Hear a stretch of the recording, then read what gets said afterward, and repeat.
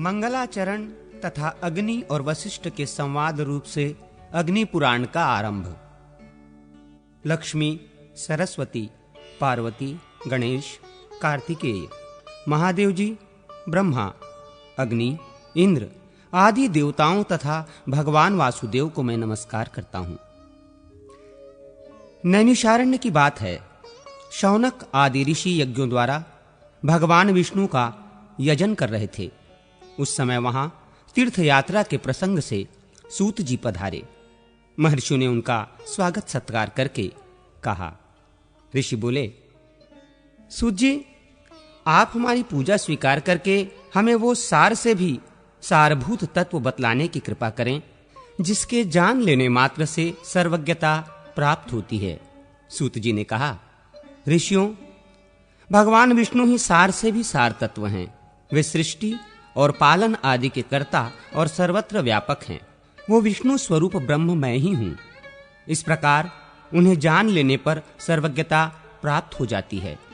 ब्रह्म दो स्वरूप जानने के योग्य हैं, शब्द ब्रह्म और पर ब्रह्म। दो विद्याएं भी जानने के योग्य हैं, अपरा विद्या और पराविद्या। ये अथर्व वेद की श्रुति का कथन है।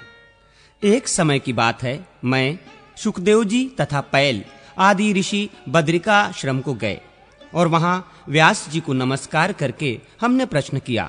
तब उन्होंने हमें सार तत्व का उपदेश देना आरंभ किया। व्यास जी बोले, सुत, तुम शुक आदि साथ सुनो। एक समय मुनियों के साथ मैंने महर्षि वशिष्ठ से सारभूत परात्पर ब्रह्म के विषय में पूछा था। उस समय उन्होंने मुझे जैसा उपदेश दिया था वही तुम्हें बतला रहा हूं। वशिष्ठ जी ने कहा, व्यास, मैं सर्वांतर्यामी ब्रह्म के दो स्वरूप हैं, मैं उन्हें बताता हूं, सुनो। पूर्व काल में ऋषि मुनि तथा देवताओं सहित मुझसे अग्निदेव ने इस विषय में जैसा जो कुछ भी कहा था वही मैं तुम्हें बता रहा हूं। अग्नि पुराण सर्वोत्कृष्ट है। इसका एक एक अक्षर ब्रह्म विद्या है, अतएव यह परम ब्रह्म स्वरूप है। ऋग्वेद आदि संपूर्ण वेद शास्त्र अपर ब्रह्म है। पर ब्रह्म स्वरूप अग्नि पुराण संपूर्ण देवताओं के लिए परम सुखद है। अग्निदेव द्वारा जिसका कथन हुआ है वो आग्नेय पुराण वेदों के सर्वतुल्य सर्वमान्य है। ये पवित्र पुराण अपने पाठकों और श्रोताजनों को भोग तथा मोक्ष प्रदान करने वाला है। भगवान विष्णु ही कालाग्नि रूप से विराजमान हैं। वे ही ज्योतिर्मय परात्पर पर ब्रह्म हैं। ज्ञान योग तथा कर्म योग द्वारा उन्हीं का पूजन होता है। एक दिन उन विष्णु स्वरूप अग्निदेव से मुनियों सहित मैंने इस प्रकार प्रश्न किया। वशिष्ठ जी ने पूछा, अग्निदेव, संसार सागर से पार लगाने के लिए नौका रूप परमेश्वर ब्रह्म के स्वरूप का वर्णन कीजिए और संपूर्ण विद्याओं के सारभूत उस विद्या का उपदेश दीजिए जिसे जानकर मनुष्य सर्वज्ञ हो जाता है। अग्निदेव बोले, वशिष्ठ, मैं ही विष्णु हूं, मैं ही कालाग्नि रुद्र कहलाता हूं। मैं तुम्हें संपूर्ण विद्याओं की सारभूता विद्या का उपदेश देता हूं जिसे अग्नि पुराण कहते हैं। वही सब विद्याओं का सार है। वो परम ब्रह्म स्वरूप है। सर्वमय एवं सर्व कारण भूत ब्रह्म उससे भिन्न नहीं है। उसमें सर्ग, प्रतिसर्ग, वंश, मनवंतर, वंशानुचरित आदि का तथा मत्स्य कूर्म आदि रूप धारण करने वाले भगवान का वर्णन है। ब्रह्मन, भगवान विष्णु की स्वरूप भूता दो विद्याएं हैं, एक परा और दूसरी अपरा। ऋक्, यजुः, साम और अथर्व नामक वेद, वेद के छहों अंग शिक्षा, कल्प, व्याकरण, निरुक्त, ज्योतिष और छंद शास्त्र तथा मीमांसा, धर्मशास्त्र, पुराण, न्याय, वैदिक, आयुर्वेद, गांधार्व वेद, संगीत, धनुर्वेद और अर्थशास्त्र, ये सब अपरा विद्या हैं। तथा पराविद्या वो है जिससे इस अदृश्य, अग्राह्य, ग्रोतर रहित, चरण रहित, नित्य, अविनाशी ब्रह्म का बोध हो। इस अग्नि पुराण को पराविद्या समझो। पूर्व काल में भगवान विष्णु ने मुझसे तथा ब्रह्मा जी ने देवताओं से जिस प्रकार वर्णन किया था उसी प्रकार मैं भी तुमसे मत्स्य आदि अवतार धारण करने वाले जगत कारण भूत परमेश्वर का प्रतिपादन करूंगा।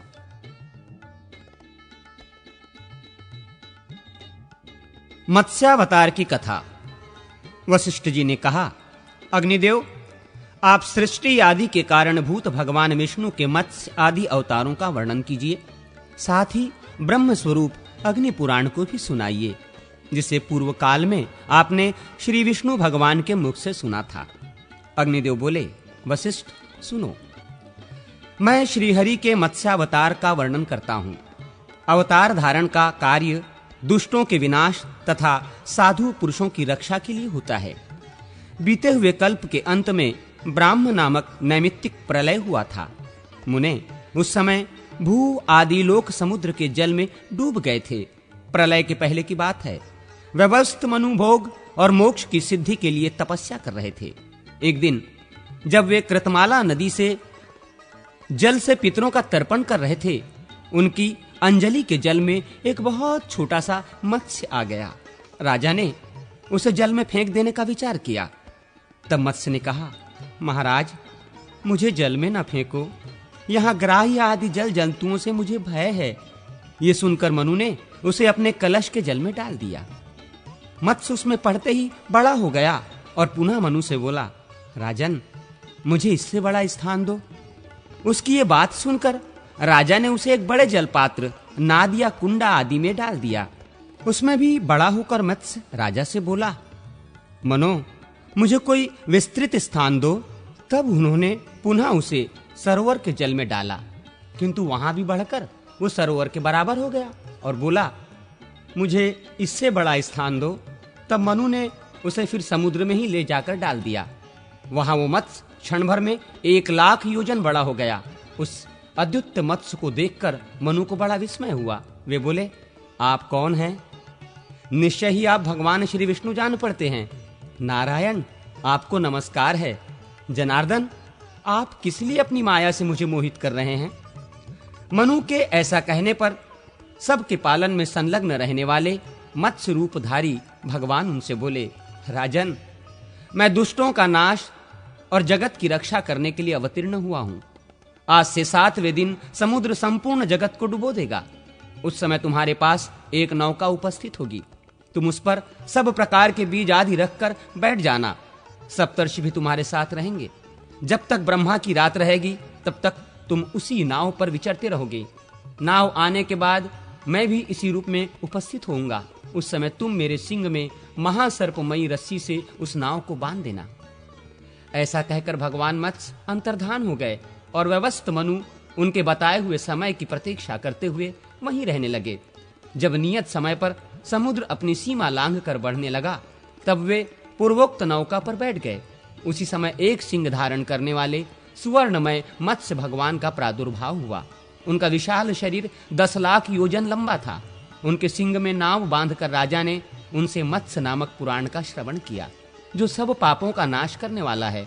मनु भगवान मत्स्य की नाना प्रकार के स्रोतों द्वारा स्तुति भी करते थे। प्रलय के अंत में ब्रह्मा जी से वेद को हर लेने वाले हयग्रीव नामक दानव का वध करके भगवान ने वेद मंत्र आदि की रक्षा की। तत्पश्चात वाराह कल्प आने पर श्री हरि ने कच्छप रूप धारण किया। समुद्र मंथन, कूर्म तथा मोहिनी अवतार की कथा। अग्निदेव कहते हैं, वशिष्ठ, अब मैं कुर्मावतार का वर्णन करूंगा। यह सुनने पर सब पापों का नाश हो जाता है। पूर्व काल की बात है।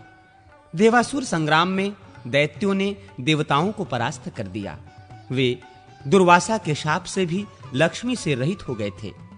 तब संपूर्ण देवता क्षीरसागर में शयन करने वाले भगवान विष्णु के पास जाकर बोले, भगवान, आप देवताओं की रक्षा कीजिए।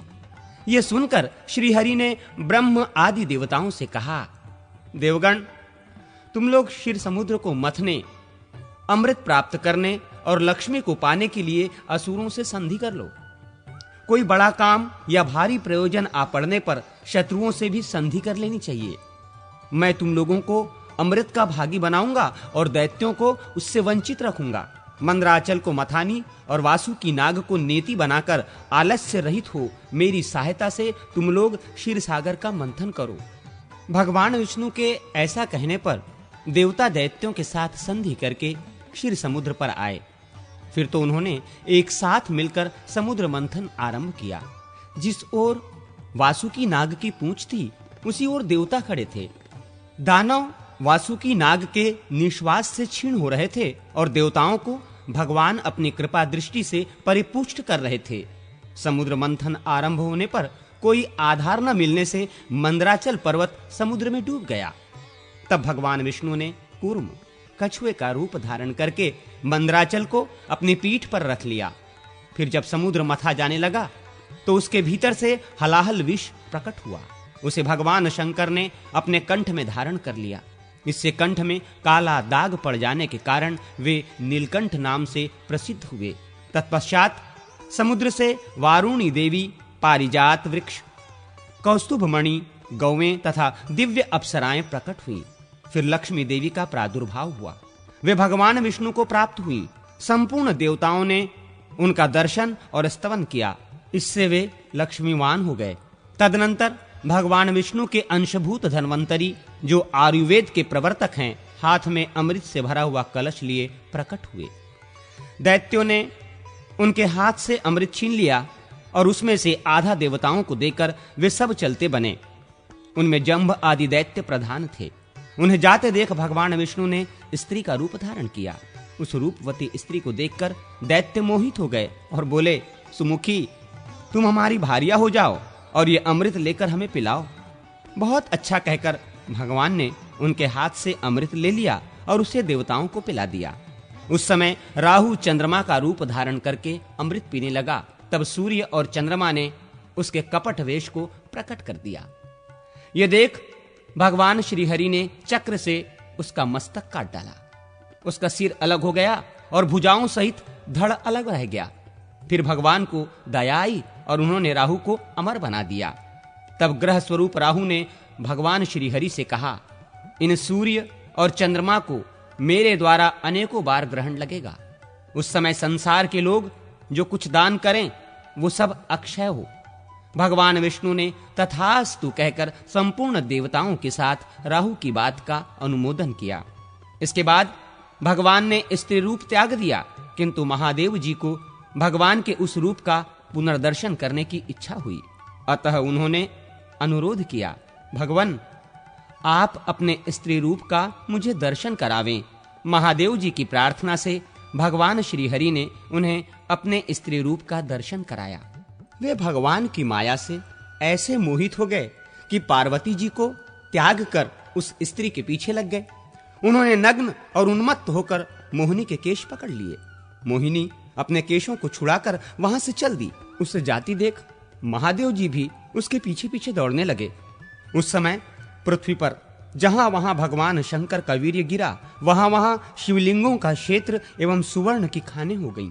तत्पश्चात ये माया है ऐसा जानकर भगवान शंकर अपने स्वरूप में स्थित हुए। तब भगवान श्रीहरि ने प्रकट होकर शिवजी से कहा, रुद्र, तुमने मेरी माया को जीत लिया। पृथ्वी पर तुम्हारे सिवा दूसरा कोई ऐसा पुरुष नहीं है जो मेरी इस माया को जीत सके। भगवान के प्रयत्न से दैत्यों को अमृत नहीं मिलने पाया, अतः देवताओं ने उन्हें युद्ध में मार गिराया। फिर देवता स्वर्ग में विराजमान हुए और दैत्य लोग पाताल में रहने लगे। जो मनुष्य देवताओं की इस विजय गाथा का पाठ करता है वो स्वर्गलोक में जाता है। वराह, नृसिंह, वामन और परशुराम अवतार की कथा। अग्निदेव कहते हैं, वशिष्ठ, अब मैं वराह अवतार की पाप नाशिनी कथा का वर्णन करता हूं। पूर्व काल में हिरण्याक्ष नामक दैत्य असुरों का राजा था। वो देवताओं को जीतकर स्वर्ग में रहने लगा। देवताओं ने भगवान विष्णु के पास जाकर उनकी स्तुति की। तब उन्होंने यज्ञ वाराह रूप धारण किया और देवताओं के लिए कंटक रूप उस दानव को दैत्यों सहित मारकर धर्म एवं देवताओं आदि की रक्षा की। इसके बाद वे भगवान श्रीहरि अंतर्ध्यान हो गए। हिरण्याक्ष के एक भाई था जो हिरण्यकश्यपु के नाम से प्रसिद्ध था। उसने देवताओं के यज्ञ भाग अपने अधीन कर लिए और उन सब के अधिकार छीनकर स्वयं ही उनका उपभोग करने लगा। भगवान ने नरसिंह रूप धारण करके उसके सहायक असुरों सहित उस दैत्य का वध किया। तत्पश्चात संपूर्ण देवताओं को अपने अपने पद पर प्रतिष्ठित कर दिया। उस समय देवताओं ने उन नरसिंह का स्तवन किया। पूर्व काल में देवता और असुरों में युद्ध हुआ। उस युद्ध में बलि आदि दैत्यों ने देवताओं को परास्त करके उन्हें स्वर्ग से निकाल दिया। तब वे श्री हरि की शरण में गए।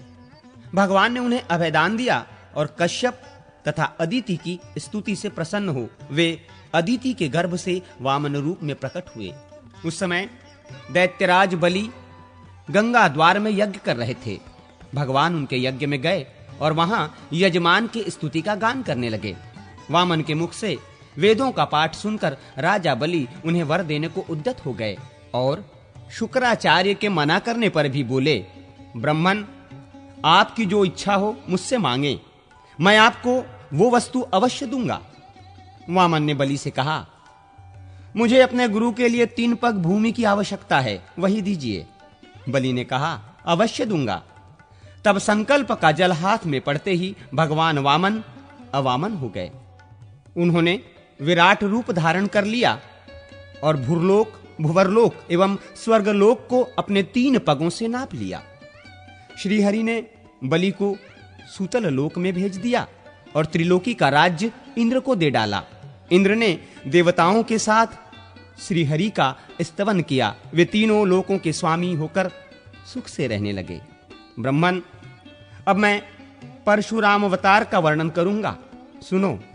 देवता और ब्राह्मण आदि का पालन करने वाले श्रीहरि ने जब देखा कि भूमंडल के क्षत्रिय उद्धत स्वभाव के हो गए हैं, तो वे उन्हें मारकर पृथ्वी का भार उतारने और सर्वत्र शांति स्थापित करने के लिए जमदग्नि के अंश द्वारा रेणुका के गर्भ से अवतीर्ण हुए।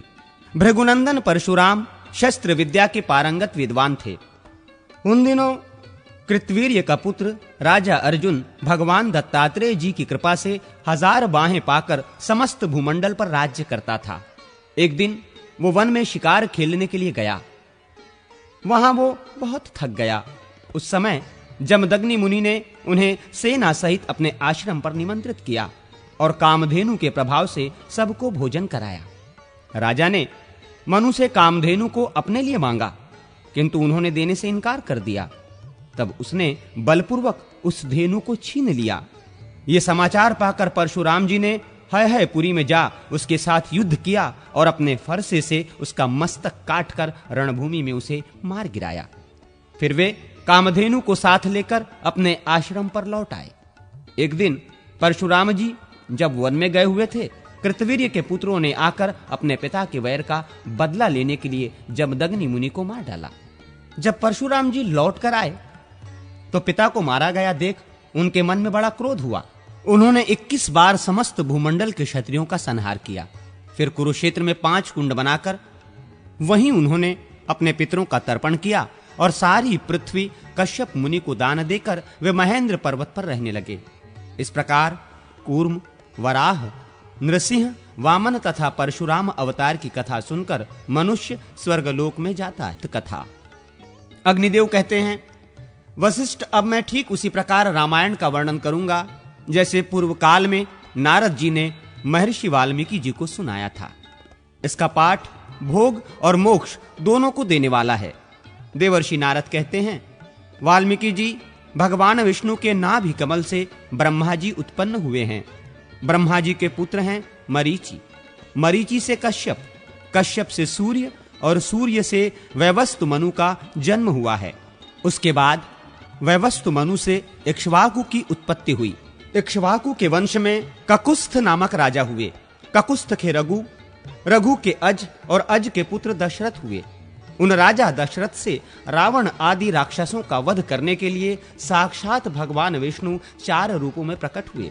उनकी बड़ी रानी कौसल्या के गर्भ से श्री रामचंद्र जी का प्रादुर्भाव हुआ। कैकेयी से भरत और सुमित्रा से लक्ष्मण एवं शत्रुघ्न का जन्म हुआ।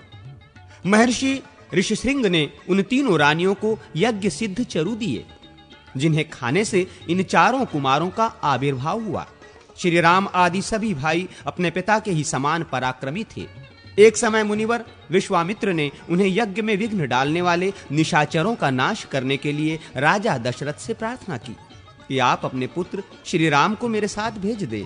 तब राजा ने मुनि के साथ श्री राम और लक्ष्मण को भेज दिया। श्री रामचंद्र जी ने वहां जाकर मुनि से अस्त्र शस्त्रों की शिक्षा पाई और ताड़का नाम वाली निशाचरी का वध किया। फिर उन बलवान वीर ने मारीच नामक राक्षस को मानवास्त्र से मोहित करके दूर फेंक दिया और यज्ञ विघातक राक्षस सुबाहु को दलबल सहित मार डाला।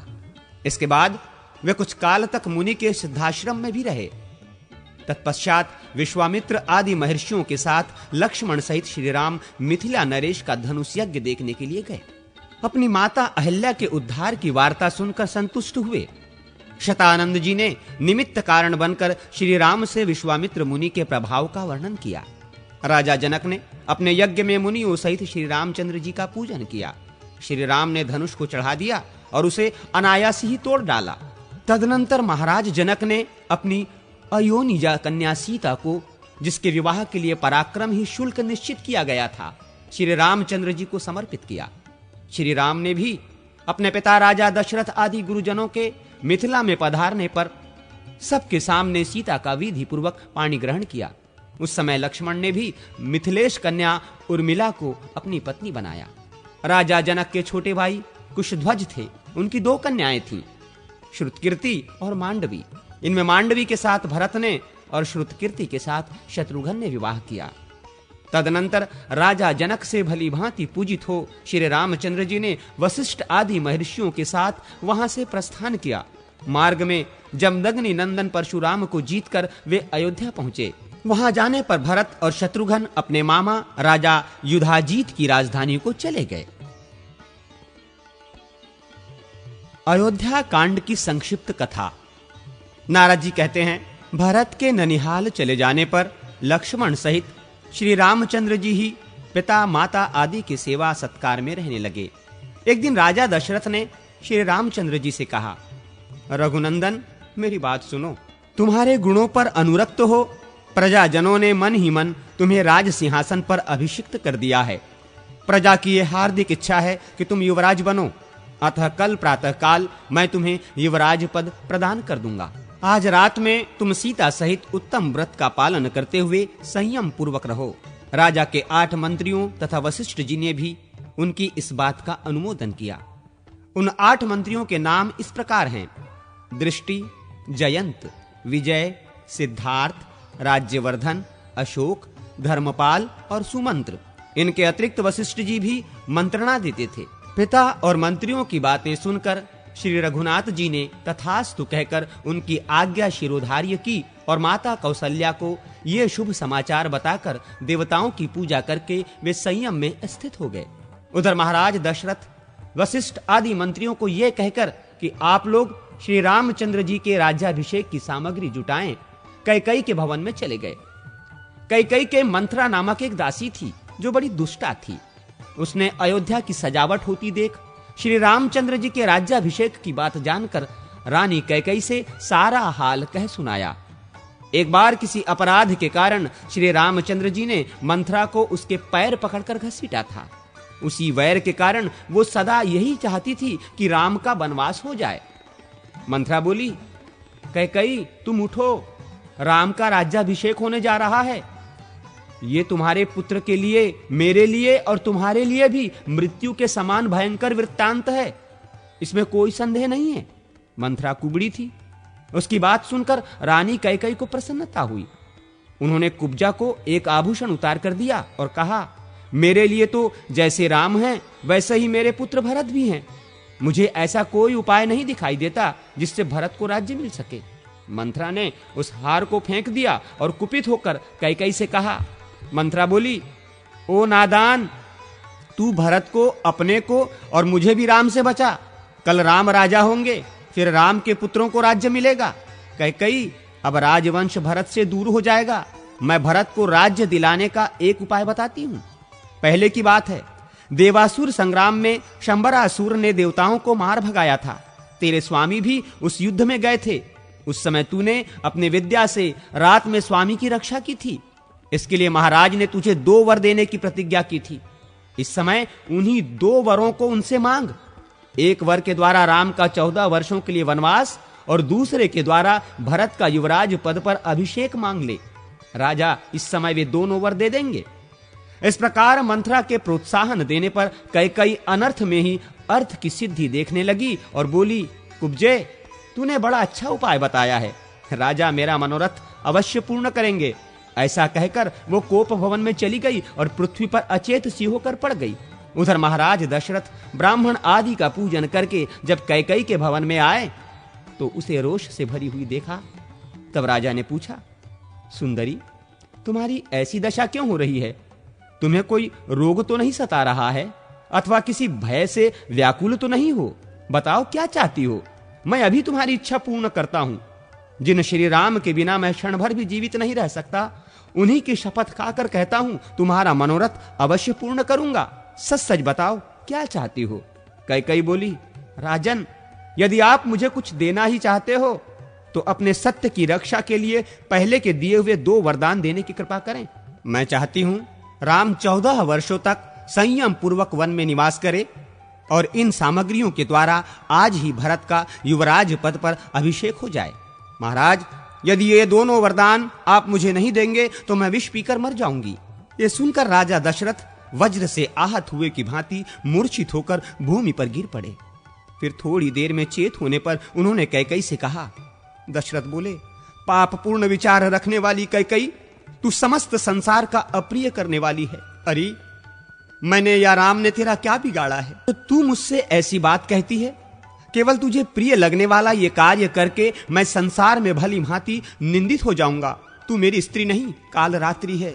मेरा पुत्र भरत ऐसा नहीं है। पापिनी, मेरे पुत्र के चले जाने पर जब मैं मर जाऊंगा तो तू विधवा होकर राज्य करना। राजा दशरथ सत्य के बंधन में बंधे थे। उन्होंने श्री रामचंद्र जी को बुलाकर कहा, बेटा, कैकेयी ने मुझे ठग लिया। तुम मुझे कैद करके राज्य को अपने अधिकार में कर लो, अन्यथा तुम्हें वन में निवास करना होगा और कैकेयी का पुत्र भरत राजा बनेगा। श्री रामचंद्र जी ने पिता और कैकेयी को प्रणाम करके उनकी प्रदक्षिणा की और कौशल्या के चरणों में मस्तक झुकाकर उन्हें सांत्वना दी। फिर लक्ष्मण और पत्नी सीता को साथ ले ब्राह्मणों, दीनों और अनाथों को दान देकर सुमंत्र सहित रथ पर बैठकर वे नगर से बाहर निकले। उस समय माता पिता आदि शोक से आतुर हो रहे थे। उस रात में श्री रामचंद्र जी ने तमसा नदी के तट पर निवास किया। उनके साथ बहुत से पुरवासी भी गए थे। उन सबको सोते छोड़कर वे आगे बढ़ गए। प्रातः काल होने पर जब श्री रामचंद्र जी नहीं दिखाई दिए तो नगर निवासी निराश होकर पुनः अयोध्या लौट आए। श्री रामचंद्र जी के चले जाने से राजा दशरथ बहुत दुखी हुए। वे रोते रोते कैकेयी का महल छोड़कर कौशल्या के भवन में चले आए। उस समय नगर के समस्त स्त्री पुरुष और रनिवास की स्त्रियां फूट फूट कर रो रही थीं। श्री रामचंद्र जी ने चीर वस्त्र धारण कर रखा था। वे रथ पर बैठे बैठे श्रृंगेश्वरपुर जा पहुंचे। वहां निषाद राजगुह ने उनका पूजन स्वागत सत्कार किया। श्री रघुनाथ जी ने इंदगी वृक्ष की जड़ के निकट विश्राम किया। लक्ष्मण और गुह दोनों रात भर जागकर पहरा देते रहे। प्रातः काल श्री राम ने रथ सहित सुमंत्र को विदा कर दिया तथा स्वयं लक्ष्मण और सीता के साथ नाव से गंगा पार हो वे प्रयाग में गए। वहां उन्होंने महर्षि भरद्वाज को प्रणाम किया और उनकी आज्ञा ले वहां से चित्रकूट पर्वत को प्रस्थान किया। चित्रकूट पहुंचकर उन्होंने वास्तु पूजा करने के अनंतर पर्णकुटी बनाकर मंदाकिनी के तट पर निवास किया। रघुनाथ जी ने सीता को चित्रकूट पर्वत का रमणीय दृश्य दिखलाया। इसी समय एक कौवे ने सीता जी के कोमल श्री अंग में नखों से प्रहार किया। ये देख श्री राम ने उसके ऊपर सिंह के अस्त्र का प्रयोग किया। तब वो कौवा देवताओं की आश्रय छोड़कर श्री रामचंद्र जी की शरण में आया। तब उन्होंने उसकी केवल एक आंख नष्ट करके उसे जीवित छोड़ दिया। श्री रामचंद्र जी के वनगमन के पश्चात छठे दिन की रात में राजा दशरथ ने कौशल्या से पहले की एक घटना सुनाई, जिसमें उनके द्वारा कुमार अवस्था में सरयू के तट पर अनजान में यज्ञदत्त पुत्र श्रवण कुमार के मारे जाने का वृत्तांत था। श्रवण कुमार पानी लेने के लिए आया था। उस समय उसके घड़े के भरने से जो शब्द हो रहा था, उसकी आहट पाकर मैंने उसे कोई जंगली जंतु समझा और शब्द भेदी बाण से उसका वध कर डाला। यह समाचार पाकर उसके पिता और माता को बड़ा शोक हुआ। वे बारंबार विलाप करने लगे। उस समय श्रवण कुमार के पिता ने मुझे शाप देते हुए कहा, राजन, हम दोनों पति पत्नी पुत्र के बिना शोकातुर होकर प्राण त्याग रहे हैं। तुम भी हमारी ही तरह पुत्र वियोग के शोक से मरोगे। तुम्हारे पुत्र मरेंगे तो नहीं, किंतु उस समय तुम्हारे पास कोई पुत्र मौजूद न होगा। कौशल्य, आज उसका शाप मुझे स्मरण हो रहा है। जान पड़ता है अब इसी शोक से मेरी मृत्यु होगी। इतनी कथा कहने के पश्चात राजा ने हा राम कहकर स्वर्गलोक को प्रयाण किया। कौशल्या ने समझा महाराज शोक से आतुर हैं, इस समय नींद आ गई होगी। ऐसा विचार करके वे सो गई। प्रातः काल जगाने वाले सुत, मागध और बंदी जन सोते हुए महाराज को जगाने लगे, किंतु वे न जगे। तब उन्हें मरा हुआ जान रानी कौशल्या हाय मैं मारी गई कहकर पृथ्वी पर गिर पड़ी। फिर तो समस्त नर नारी फूट फूट कर रोने लगे। तत्पश्चात महर्षि वशिष्ठ ने राजा के शव को तैल भरी नौका में रखवाकर भरत को उनके ननिहाल से तत्काल बुलवाया। भरत और शत्रुघ्न अपने मामा के राजमहल से निकलकर सुमंत्र आदि के साथ शीघ्र ही अयोध्यापुरी में आए। यहाँ का समाचार जानकर भरत को बड़ा दुख हुआ। कैकेयी को शोक करती देख उसकी कठोर शब्दों में निंदा करते हुए बोले, अरे तूने मेरे माथे कलंक का टीका लगा दिया, मेरे सिर पर अपयश का भारी बोझ डाल दिया। फिर उन्होंने कौशल्या की प्रशंसा करके तैल पूर्ण नौका में रखे हुए पिता के शव का सरयू तट पर अंत्येष्टि संस्कार किया। तदनंतर वशिष्ठ आदि गुरुजनों ने कहा, भरत अब राज्य ग्रहण करो। भरत बोले, मैं तो श्री रामचंद्र जी को ही राजा मानता हूं, अब उन्हें यहां लाने के लिए वन में जाता हूं। ऐसा कहकर वे वहां से दलबल सहित चल दिए और श्रृंगेश्वरपुर होते हुए प्रयाग पहुंचे। वहां महर्षि भरद्वाज ने उन सबको भोजन कराया। फिर भरद्वाज को नमस्कार करके वे प्रयाग से चले और चित्रकूट में श्री राम एवं लक्ष्मण के समीप आ पहुंचे। वहां भरत ने श्री राम से कहा, रघुनाथ जी, हमारे पिता महाराज दशरथ स्वर्गवासी हो गए, अब आप अयोध्या में चलकर राज्य ग्रहण करें। मैं आपकी आज्ञा का पालन करते हुए वन में जाऊंगा। ये सुनकर श्री राम ने पिता का तर्पण किया और भरत से कहा, तुम मेरी चरण पादुका लेकर अयोध्या लौट जाओ, मैं राज्य करने के लिए नहीं चलूंगा।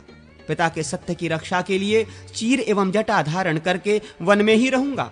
श्री राम के ऐसा कहने पर सदल बल भरत लौट गए और अयोध्या छोड़कर नंदी ग्राम में रहने लगे। वहां भगवान की चरण पादुकाओं की पूजा करते हुए वे राज्य का भली भांति पालन करने लगे।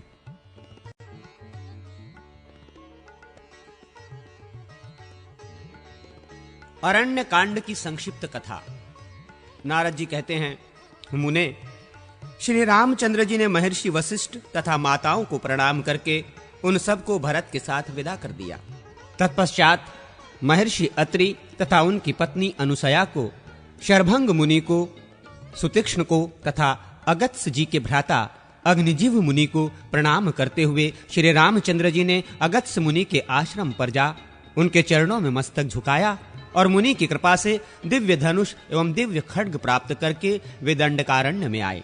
वहां जनस्थान के भीतर पंचवटी नामक स्थान में गोदावरी के तट पर रहने लगे। एक दिन शूर्पणखा नाम वाली भयंकर राक्षसी राम, लक्ष्मण और सीता को खा जाने के लिए पंचवटी में आई, किंतु श्री रामचंद्र जी का अत्यंत मनोहर रूप देखकर वो काम के अधीन हो गई और बोली। शूर्पणखा ने कहा, तुम कौन हो, कहां से आए हो? मेरी प्रार्थना से अब तुम मेरे पति हो जाओ। यदि मेरे साथ तुम्हारा संबंध होने में ये दोनों सीता और लक्ष्मण बाधक हैं, तो मैं इन दोनों को अभी खाए लेती हूं। ऐसा कहकर वो उन्हें खा जाने को तैयार हो गई। तब श्री रामचंद्र जी के कहने से लक्ष्मण ने शूर्पणखा की नाक और दोनों कान भी काट लिए। कटे हुए अंगों से रक्त की धारा बहाती हुई शूर्पणखा अपने भाई खर के पास गई और इस प्रकार बोली, खर, मेरी नाक कट गई, इस अपमान के बाद मैं जीवित नहीं रह सकती। अब तो मेरा जीवन तभी रह सकता है जबकि तुम मुझे राम का, उसकी पत्नी सीता का और उनके छोटे भाई लक्ष्मण का गरम गरम रक्त पिलाओ। खर ने उसको बहुत अच्छा कहकर शांत किया और दूषण तथा त्रिशिरा के साथ 14,000 राक्षसों की सेना ले श्री रामचंद्र जी पर चढ़ाई की।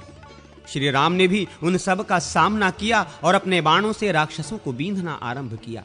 शत्रुओं की हाथी, घोड़े, रथ और पैदल सहित समस्त चतुरंगी सेना को उन्होंने यमलोक पहुंचा दिया तथा अपने साथ युद्ध करने वाले भयंकर राक्षस खर, दूषण एवं त्रिशिरा को भी मौत के घाट उतार दिया। अब शूर्पणखा लंका में गई और रावण के सामने जा पृथ्वी पर गिर पड़ी। उसने क्रोध में भर के रावण से कहा, अरे तू राजा और रक्षक कहलाने योग्य नहीं है। खर आदि समस्त राक्षसों का संहार करने वाले राम की पत्नी सीता को हर ले। मैं राम और लक्ष्मण का रक्त पीकर ही जीवित रहूंगी, अन्यथा नहीं। पर्णखा की बात सुनकर रावण ने कहा, अच्छा ऐसा ही होगा। फिर उसने मारीच से कहा, तुम स्वर्णमय विचित्र मृग का रूप धारण करके सीता के सामने जाओ और राम तथा लक्ष्मण को अपने पीछे आश्रम से दूर हटा ले जाओ। मैं सीता का हरण करूंगा। यदि मेरी बात ना मानोगे तो तुम्हारी मृत्यु निश्चित है। मारीच ने रावण से कहा, रावण, धनुर्धर राम साक्षात मृत्यु हैं। फिर उसने मन ही मन सोचा, यदि नहीं जाऊंगा तो रावण के हाथ से मरना होगा और जाऊंगा तो श्री राम के हाथ से। इस प्रकार यदि मरना अनिवार्य है तो इसके लिए श्री राम ही श्रेष्ठ हैं, रावण नहीं, क्योंकि श्री राम के हाथ से मृत्यु होने पर मेरी मुक्ति हो जाएगी। ऐसा विचार कर वो मृग रूप धारण करके सीता के सामने बारंबार आने जाने लगा। तब सीता जी की प्रेरणा से श्री राम ने दूर तक उसका पीछा करके उसे अपने बाण से मार डाला। मरते समय उस मृग ने हा सीते, हा लक्ष्मण कहकर पुकार लगाई। उस समय सीता के कहने से लक्ष्मण अपने इच्छा के विरुद्ध श्री रामचंद्र जी के पास गए। इसी बीच में रावण ने भी मौका पाकर सीता को हर लिया। मार्ग में जाते समय उसने गृध्रराज जटायु का वध किया। जटायु ने भी उसके रथ को नष्ट कर डाला था। रथ न रहने पर रावण ने सीता को कंधे पर बिठा लिया और उन्हें लंका में ले जाकर अशोक वाटिका में रखा। वहां सीता से बोला, तुम मेरी पटरानी बन जाओ। फिर राक्षसियों की ओर देखकर कहा, निशाचरियों, इसकी रखवाली करो। उधर श्री रामचंद्र जी जब मारीच को मारकर लौटे तो लक्ष्मण को आते देख बोले, सुमित्रा नंदन, वो मृग तो मायामय था, वास्तव में वो एक राक्षस था। किंतु तुम जो इस समय यहाँ आ गए, इससे जान पड़ता है निश्चय ही कोई सीता को हर ले गया। श्री रामचंद्र जी आश्रम पर गए, किंतु वहां सीता नहीं दिखाई दी। उस समय वे आर्त होकर शोक और विलाप करने लगे। हा प्रिय जानकी, तू मुझे छोड़कर कहां चली गई। लक्ष्मण ने श्री राम को सांत्वना दी। तब वे वन में घूम घूम कर सीता की खोज करने लगे। इसी समय इनकी जटायु से भेंट हुई। जटायु ने ये कहकर कि सीता को रावण हर ले गया है, प्राण त्याग दिया। तब श्री रघुनाथ जी ने अपने हाथ से जटायु का दाह संस्कार किया। इसके बाद उन्होंने कबंध का वध किया। कबंध से शाप मुक्त होने पर श्री रामचंद्र जी से कहा, आप सुग्रीव से मिलिए।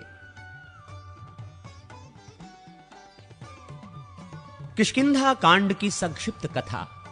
नारद जी कहते हैं, श्री रामचंद्र जी पंपा सरोवर पर जाकर सीता के लिए शोक करने लगे। वहां वे शबरी से मिले। फिर हनुमान जी से उनकी भेंट हुई। हनुमान जी उन्हें सुग्रीव के पास ले गए और सुग्रीव के साथ उनकी मित्रता कराई। श्री रामचंद्र जी ने सबके देखते देखते ताड़ के 7 वृक्षों को एक ही बाण से बींध डाला और दुदुम्भि नामक दानव के विशाल शरीर को पैर की ठोकर से 10 योजन दूर फेंक दिया। इसके बाद सुग्रीव के शत्रु वाली को, जो भाई होते हुए भी उनके साथ वैर रखता था, मार डाला और किष्किंधापुरी वानरों का साम्राज्य, रूमा एवं तारा, इन सब को ऋष्यमुख पर्वत पर वानर राज सुग्रीव के अधीन कर दिया। तदनंतर किष्किंधापुरी के स्वामी सुग्रीव ने कहा, श्री राम, आपको सीता जी की प्राप्ति जिस प्रकार भी हो सके ऐसा उपाय मैं कर रहा हूं। ये सुनने के बाद श्री रामचंद्र जी ने माल्यवान पर्वत के शिखर पर वर्षा के 4 महीने व्यतीत किए और सुग्रीव किष्किंधा में रहने लगे। चौमासे के बाद भी जब सुग्रीव नहीं दिखाई दिए, तब श्री रामचंद्र जी की आज्ञा से लक्ष्मण ने किष्किंधा में जाकर कहा, सुग्रीव, तुम श्री रामचंद्र जी के पास चलो, अपनी प्रतिज्ञा पर अटल रहो, नहीं तो वाली मरकर जिस मार्ग से गया है वो मार्ग अभी बंद नहीं हुआ है। अतएव वाली के पथ का अनुसरण न करो। सुग्रीव ने कहा, सुमित्रानंदन, विषय भोग में आसक्त हो जाने के कारण मुझे बीते हुए समय का भान न रहा, अतः मेरे अपराध को क्षमा कीजिए। ऐसा कहकर वानरराज सुग्रीव श्री रामचंद्र जी के पास गए और उन्हें नमस्कार करके बोले, भगवन, मैंने सब वानरों को बुला लिया है। अब आपकी इच्छा के अनुसार सीता जी की खोज करने के लिए उन्हें भेजूंगा। वे पूर्वादि दिशाओं में जाकर 1 महीने तक सीता जी की खोज करें। जो 1 महीने के बाद लौटेगा उसे मैं मार डालूंगा। ये सुनकर बहुत से वानर पूर्व, पश्चिम और उत्तर दिशाओं के मार्ग पर चल पड़े तथा वहां जनक कुमारी सीता को न पाकर नियत समय के भीतर श्री राम और सुग्रीव के पास लौट आए। हनुमान जी श्री रामचंद्र की दी हुई अंगूठी लेकर अन्य वानरों के साथ दक्षिण दिशा में जानकी की खोज कर रहे थे। वे लोग सुप्रभा की गुफा के निकट विंध्य पर्वत पर एक ही मास से अधिक काल तक ढूंढते फिरे, किंतु उन्हें सीता जी का दर्शन नहीं हुआ। अंत में निराश होकर आपस में कहने लगे, हम लोगों को व्यर्थ ही प्राण देने पड़ेंगे।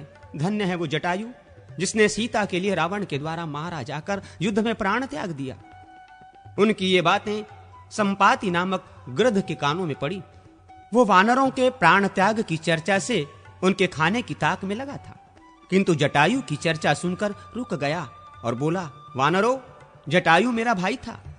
वो मेरे ही साथ सूर्यमंडल की ओर उड़ा चला जा रहा था। मैंने अपनी पांखों की ओट में रखकर सूर्य की प्रखर किरणों के ताप से उसे बचाया। अतः वो तो सकुशल बच गया, किंतु मेरी पांखें जल गई, इसलिए मैं यहीं गिर पड़ा। आज श्री रामचंद्र जी की वार्ता सुनने से फिर मेरे पंख निकल आए। अब मैं जानकी को देखता हूं। वे लंका में अशोक वाटिका के भीतर हैं। लवण समुद्र के द्वीप में त्रिकुट पर्वत पर लंका बसी हुई है। यहां से वहां तक का समुद्र 100 योजन विस्तृत है। ये जानकर सब वानर श्री राम और सुग्रीव के पास जाएं और उन्हें सब समाचार बता दें। सुंदर कांड की संक्षिप्त कथा। नारद जी कहते हैं, संपाति की बात सुनकर हनुमान और अंगद आदि वानरों ने समुद्र की ओर देखा। फिर वे कहने लगे, कौन समुद्र को लांघकर समस्त वानरों को जीवन दान देगा? वानरों की जीवन रक्षा और श्री रामचंद्र जी की कार्य की प्रकृष्ट सिद्धि के लिए पवन कुमार हनुमान जी 100 योजन विस्तृत समुद्र को लांघ गए। लांघते समय अवलंबन देने के लिए समुद्र से मैनाक पर्वत उठा। हनुमान जी ने दृष्टि मात्र से उसका सत्कार किया। फिर छाया ग्राहणी सिंहिका ने सिर उठाया। वो उन्हें अपना ग्रास बनाना चाहती थी, इसलिए हनुमान जी ने उसे मार गिराया। समुद्र के पार जाकर उन्होंने लंकापुरी देखी, राक्षसों के घरों में खोज की। लंका के अंतःपुर में तथा कुंभकर्ण, विभीषण, इंद्रजीत तथा अन्य राक्षसों के ग्रहों में जा जाकर तलाशी की। मद्यपान के स्थानों आदि में भी चक्कर लगाया, किंतु कहीं भी सीता उनकी दृष्टि में नहीं पड़ी। अब वे बड़ी चिंता में पड़े। अंत में जब अशोक वाटिका की ओर गए तो वहां शिशंपा वृक्ष के नीचे सीता जी उन्हें बैठी दिखाई दी। वहां राक्षसियां उनकी रखवाली कर रही थीं। हनुमान जी ने शिशंपा वृक्ष पर चढ़कर देखा। रावण सीता से कह रहा था, तू मेरी स्त्री हो जा, किंतु वे स्पष्ट शब्दों में ना कर रही थीं। वहां बैठी हुई राक्षसियां भी यही कहती थीं, तू रावण की स्त्री हो जा। जब रावण चला गया तो हनुमान जी ने इस प्रकार कहना आरंभ किया। अयोध्या में दशरथ नाम वाले एक राजा थे। उनके 2 पुत्र राम और लक्ष्मण वनवास के लिए गए थे। वे दोनों भाई श्रेष्ठ पुरुष हैं। उनमें श्री रामचंद्र जी की पत्नी जनक कुमारी सीता तुम ही हो। रावण तुम्हें बलपूर्वक हर ले आया है। श्री रामचंद्र जी इस समय वानर राज सुग्रीव के मित्र हो गए हैं। उन्होंने तुम्हारी खोज करने के लिए ही मुझे भेजा है। पहचान के लिए गुड़ संदेश के साथ श्री रामचंद्र जी ने अंगूठी दी है। ये अंगूठी ले लो। सीता जी ने अंगूठी ले ली। उन्होंने वृक्ष पर बैठे हुए हनुमान जी को देखा। फिर हनुमान जी वृक्ष से उतरकर उनके सामने आ बैठे। तब सीता ने उनसे कहा, यदि श्री रघुनाथ जी जीवित हैं तो वे मुझे यहां से ले क्यों नहीं जाते? इस प्रकार शंका करती हुई सीता जी से हनुमान जी ने इस प्रकार कहा, देवी सीते, तुम यहां हो ये बात श्री रामचंद्र जी नहीं जानते। मुझसे ये समाचार जान लेने के पश्चात सेना सहित राक्षस रावण को मारकर वे तुम्हें अवश्य ले जाएंगे। तुम चिंता न करो, मुझे कोई अपनी पहचान दो। तब सीता जी ने हनुमान जी को अपनी चूड़ामणि उतार कर दे दी और कहा, भैया अब ऐसा उपाय करो जिससे श्री रघुनाथ जी शीघ्र आकर मुझे यहां से ले चलें। उन्हें कौवे की आंख नष्ट कर देने वाली घटना का स्मरण दिलाया। आज यहीं रहो, कल सवेरे चले जाना। तुम मेरा शोक दूर करने वाले हो। तुम्हारे आने से मेरा दुख बहुत कम हो गया। चूड़ामणि और काक वाली कथा को पहचान के रूप में लेकर हनुमान जी ने कहा, कल्याणी, तुम्हारे पतिदेव अब तुम्हें शीघ्र ही ले जाएंगे, अथवा यदि तुम्हें चलने की जल्दी हो तो मेरी पीठ पर बैठ जाओ। मैं आज ही तुम्हें श्री राम और सुग्रीव के दर्शन कराऊंगा। सीता बोली, नहीं, रघुनाथ जी ही मुझे आकर ले जाएं। तदनंतर हनुमान जी ने रावण से मिलने की युक्ति सोच निकाली। उन्होंने रक्षकों को मारकर उस वाटिका को उजाड़ डाला। फिर दांत और नख आदि आयुधों से वहां आए हुए रावण के समस्त सेवकों को मारकर 7 मंत्री कुमारों तथा रावण पुत्र अक्षय कुमार को भी यमलोक पहुंचा दिया। तत्पश्चात इंद्रजीत ने आकर उन्हें नागपाश से बांध लिया और उन वानर वीर को रावण के पास ले जाकर उससे मिलाया। उस समय रावण ने पूछा, तू कौन है? तब हनुमान जी ने रावण को उत्तर दिया, मैं श्री रामचंद्र जी का दूत हूं। तुम श्री सीता जी को श्री रघुनाथ जी की सेवा में लौटा दो, अन्यथा लंका निवासी समस्त राक्षसों के साथ तुम्हें श्री राम के बाणों से घायल होकर निश्चय ही मरना पड़ेगा। ये सुनकर रावण हनुमान जी को मारने के लिए उद्यत हो गया, किंतु विभीषण ने उसे रोक दिया। तब रावण ने उसकी पूंछ में आग लगा दी, पूंछ जल उठी। ये देख पवन पुत्र हनुमान जी ने राक्षसों की पूरी लंका को जला डाला और सीता जी का पुनः दर्शन करके उन्हें प्रणाम किया। फिर समुद्र के पार आकर अंगद आदि से कहा, मैंने सीता जी का दर्शन कर लिया है। तत्पश्चात अंगद आदि के साथ सुग्रीव के मधुवन में आकर दधिमुख आदि रक्षकों को परास्त करके मधुपान करने के अनंतर वे सब लोग श्री रामचंद्र जी के पास आए और बोले, सीता जी का दर्शन हो गया। श्री रामचंद्र जी ने भी अत्यंत प्रसन्न होकर हनुमान जी से पूछा। श्री रामचंद्र जी बोले, कपिवर, तुम्हें सीता का दर्शन कैसे हुआ? उसने मेरे लिए क्या संदेश दिया है? मैं विरह की आग में जल रहा हूं। तुम सीता की अमृतमयी कथा सुनाकर मेरा संताप शांत करो। नारद जी कहते हैं, यह सुनकर हनुमान जी ने रघुनाथ जी से कहा, भगवान, मैं समुद्र लांघ कर लंका में गया था। वहां सीता जी का दर्शन करके लंकापुरी को जलाकर यहां आ रहा हूं। ये सीता जी की दी हुई चूड़ामणि लीजिए, आप शोक न करें। रावण का वध करने के पश्चात निश्चय ही आपको सीता जी की प्राप्ति होगी। श्री रामचंद्र जी उस मणि को हाथ में ले विरह से व्याकुल होकर रोने लगे और बोले, इस मणि को देखकर ऐसा जान पड़ता है मानो मैंने सीता को ही देख लिया। अब मुझे सीता के पास ले चलो, मैं उसके बिना जीवित नहीं रह सकता। उस समय सुग्रीव आदि ने श्री रामचंद्र जी को समझा बुझाकर शांत किया। तदनंतर श्री रघुनाथ जी समुद्र के तट पर गए। वहां उनसे विभीषण आकर मिले। विभीषण के भाई दुरात्मा रावण ने उनका तिरस्कार किया था। विभीषण ने इतना ही कहा था कि भैया, आप सीता को श्री रामचंद्र जी की सेवा में समर्पित कर दीजिए। इसी अपराध के कारण उसने उन्हें ठुकरा दिया था। अब वे असहाय थे। श्री रामचंद्र जी ने विभीषण को अपना मित्र बनाया और लंका के राजपथ पर अभिषिक्त कर दिया।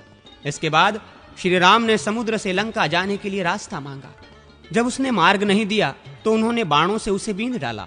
अब समुद्र भयभीत होकर श्री रामचंद्र जी के पास आकर बोला, भगवान, नल के द्वारा मेरे ऊपर पुल बंधाकर आप लंका में जाइए। पूर्व काल में आप ही ने मुझे गहरा बनाया था। ये सुनकर श्री रामचंद्र जी ने नल के द्वारा वृक्ष और शिलाखंडों से एक पुल बंधवाया और उसी से वे वानरों सहित समुद्र के पार गए। वहां सुवेल पर्वत पर पड़ाव डालकर वहीं से उन्होंने लंकापुरी का निरीक्षण किया।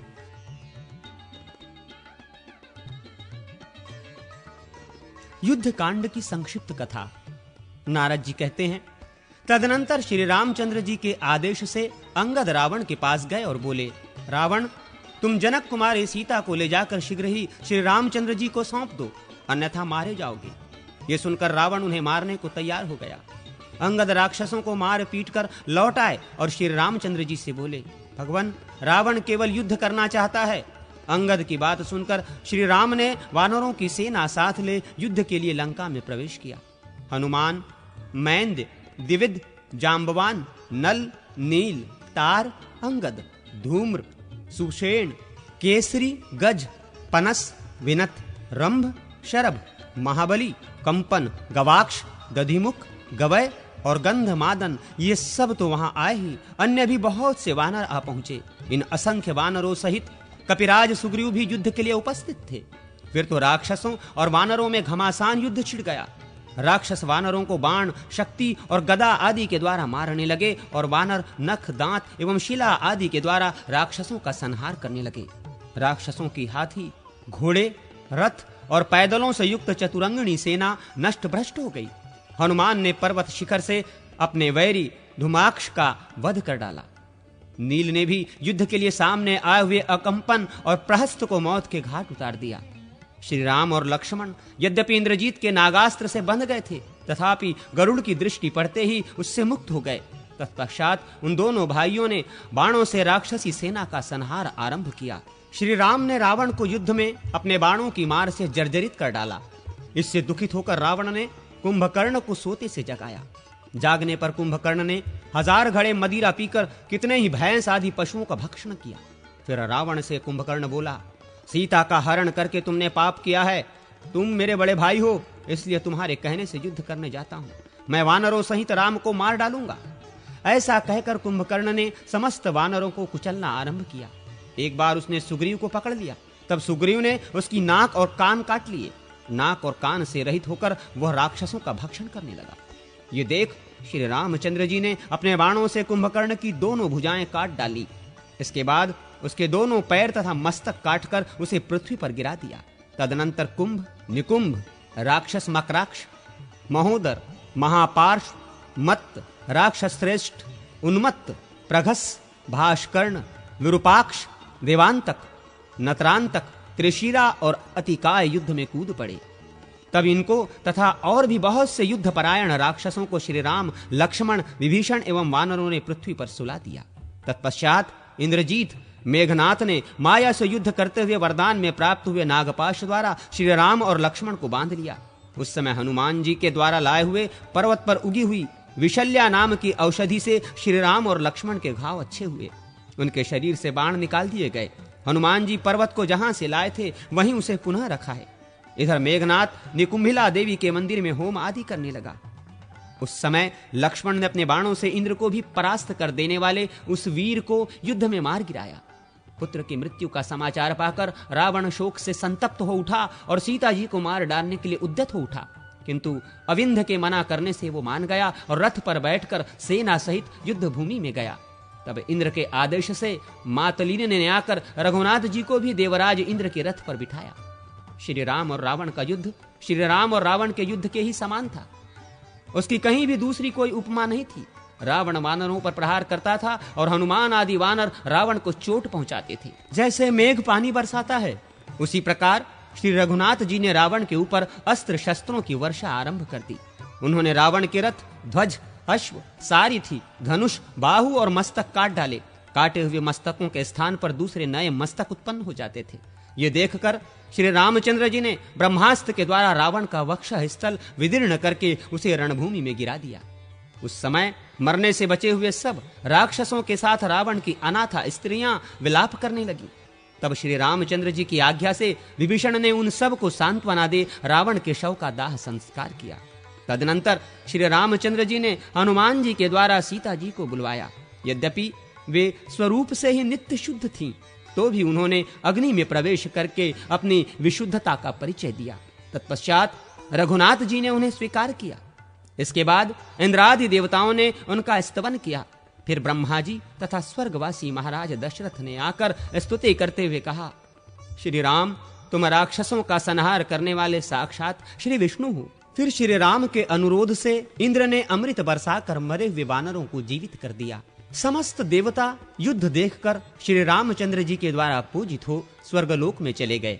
श्री रामचंद्र जी ने लंका का राज्य विभीषण को दे दिया और वानरों का विशेष सम्मान किया। फिर सबको साथ ले सीता सहित पुष्पक विमान पर बैठकर श्री राम जिस मार्ग से आए थे उसी से लौट चले।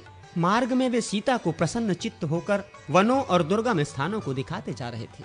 प्रयाग में महर्षि भरद्वाज को प्रणाम करके वे अयोध्या के पास नंदी ग्राम में आए। वहां भरत ने उनके चरणों में प्रणाम किया। फिर वे अयोध्या में आकर वहीं रहने लगे। सबसे पहले उन्होंने महर्षि वशिष्ठ आदि को नमस्कार करके क्रमशः कौसल्या, कैकेयी और सुमित्रा के चरणों में मस्तक झुकाया। फिर राज्य ग्रहण करके ब्राह्मणों आदि का पूजन किया। अश्वमेघ यज्ञ करके उन्होंने अपने आत्म स्वरूप श्री वासुदेव का यजन किया। सब प्रकार के दान दिए और प्रजाजनों का पुत्रवत पालन करने लगे। उन्होंने धर्म और कामादि का भी सेवन किया तथा वे दुष्टों को सदा दंड देते रहे। उनके राज्य में सब लोग धर्मपरायण थे तथा पृथ्वी पर सब प्रकार की खेती फली फूली रहती थी। श्री रघुनाथ जी के शासन काल में किसी की अकाल मृत्यु भी नहीं होती थी। उत्तर कांड की संक्षिप्त कथा। नारद जी कहते हैं, जब रघुनाथ जी अयोध्या के राज सिंहासन पर आसीन हो गए तब अगस्त आदि महर्षि उनका दर्शन करने के लिए गए। वहां उनका भली भांति स्वागत सत्कार हुआ। तदनंतर उन ऋषियों ने कहा, भगवान, आप धन्य हैं जो लंका में विजयी हुए और इंद्रजीत जैसे राक्षस को मार गिराया। अब हम उनकी उत्पत्ति कथा बतलाते हैं, सुनिए। ब्रह्मा जी के पुत्र मुनिवर पुलत्स हुए और पुलत्स से महर्षि विशर्वा का जन्म हुआ। उनकी दो पत्नियां थीं, पुण्योत्कटा और कैकसी।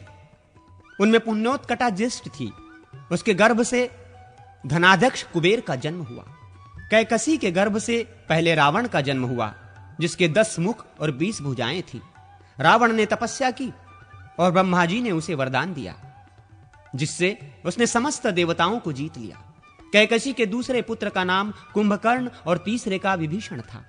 कुंभकर्ण सदा नींद में ही पड़ा रहता था, किंतु विभीषण बड़े धर्मात्मा हुए। इन तीनों की बहन शूर्पणखा हुई। रावण से मेघनाथ का जन्म हुआ। उसने इंद्र को जीत लिया था, इसीलिए इंद्रजीत के नाम से उसकी प्रसिद्धि हुई। वो रावण से भी अधिक बलवान था, परंतु देवताओं आदि के कल्याण की इच्छा रखने वाले आपने लक्ष्मण के द्वारा उसका वध करा दिया। ऐसा कहकर वे अगस्त्य आदि ब्रह्मर्षि श्री रघुनाथ जी के द्वारा अभिनंदित हो अपने अपने आश्रम को चले गए। तदनंतर देवताओं की प्रार्थना से प्रभावित श्री रामचंद्र जी के आदेश से शत्रुघ्न ने लवणासुर को मारकर एक पुरी बसाई, जो मथुरा नाम से प्रसिद्ध हुई। तत्पश्चात भरत ने श्री राम की आज्ञा पाकर सिंधु तीर निवासी शैलूष नामक बलोन्मत्त गंधर्व का तथा उसके 3 करोड़ वंशजों का अपने तीखे बाणों से संहार किया। फिर उस देश के गांधार और मद्र 2 विभाग करके उनमें अपने पुत्र तक्ष और पुष्कर को स्थापित कर दिया। इसके बाद भरत और शत्रुघ्न अयोध्या में चले आए और वहां श्री रघुनाथ जी की आराधना करते हुए रहने लगे। श्री रामचंद्र जी ने दुष्ट पुरुषों का युद्ध में संहार किया और शिष्ट पुरुषों का दान आदि के द्वारा भली भांति पालन किया। उन्होंने लोकापवाद के भय से अपनी धर्मपत्नी सीता को वन में छोड़ दिया था। वहां वाल्मीकि मुनि के आश्रम में उनके गर्भ से 2 श्रेष्ठ पुत्र उत्पन्न हुए, जिनके नाम कुश और लव थे। उनके उत्तम चरित्रों को सुनकर श्री रामचंद्र जी को भली भांति निश्चय हो गया कि ये मेरे ही पुत्र हैं। तत्पश्चात उन दोनों को कौशल के 2 राज्यों पर अभिषिक्त करके मैं ब्रह्म हूँ, इसकी भावना पूर्वक ध्यान योग में स्थित होकर उन्होंने देवताओं की प्रार्थना से भाइयों और पूर्ववासियों सहित अपने परम धाम में प्रवेश किया। अयोध्या में 11,000 वर्षों तक राज्य करके वे अनेक यज्ञों का अनुष्ठान कर चुके थे। उनके बाद सीता के पुत्र कौशल जनपद के राजा हुए। अग्निदेव कहते हैं, वशिष्ठ जी, देवर्षि नारद से यह कथा सुनकर महर्षि वाल्मीकि ने विस्तार पूर्वक रामायण नामक महाकाव्य की रचना की। जो इस प्रसंग को सुनता है वो स्वर्गलोक को जाता है। हरिवंश का वर्णन एवं श्री कृष्णावतार की संक्षिप्त कथा। अग्निदेव कहते हैं, अब मैं हरिवंश का वर्णन करूंगा। श्री विष्णु के नाभि कमल से ब्रह्मा जी का प्रादुर्भाव हुआ। ब्रह्मा जी से अत्रि, अत्रि से सोम, सोम से बुध एवं बुध से पुरूरवा उत्पन्न हुए। पुरूरवा से आयु, आयु से नहुष तथा नहुष से ययाति का जन्म हुआ। ययाति की पहली पत्नी देवयानी ने यदु और तुर्वसु नामक 2 पुत्रों को जन्म दिया। उनकी दूसरी पुत्री शर्मिष्ठा के गर्भ से, जो वृषपर्वा की पुत्री थी, द्रोह, अनु और पुरु, ये 3 पुत्र उत्पन्न हुए। यदु वंश में यादव नाम से प्रसिद्ध हुए क्षत्रिय हुए। उन सब में भगवान वासुदेव सर्वश्रेष्ठ थे।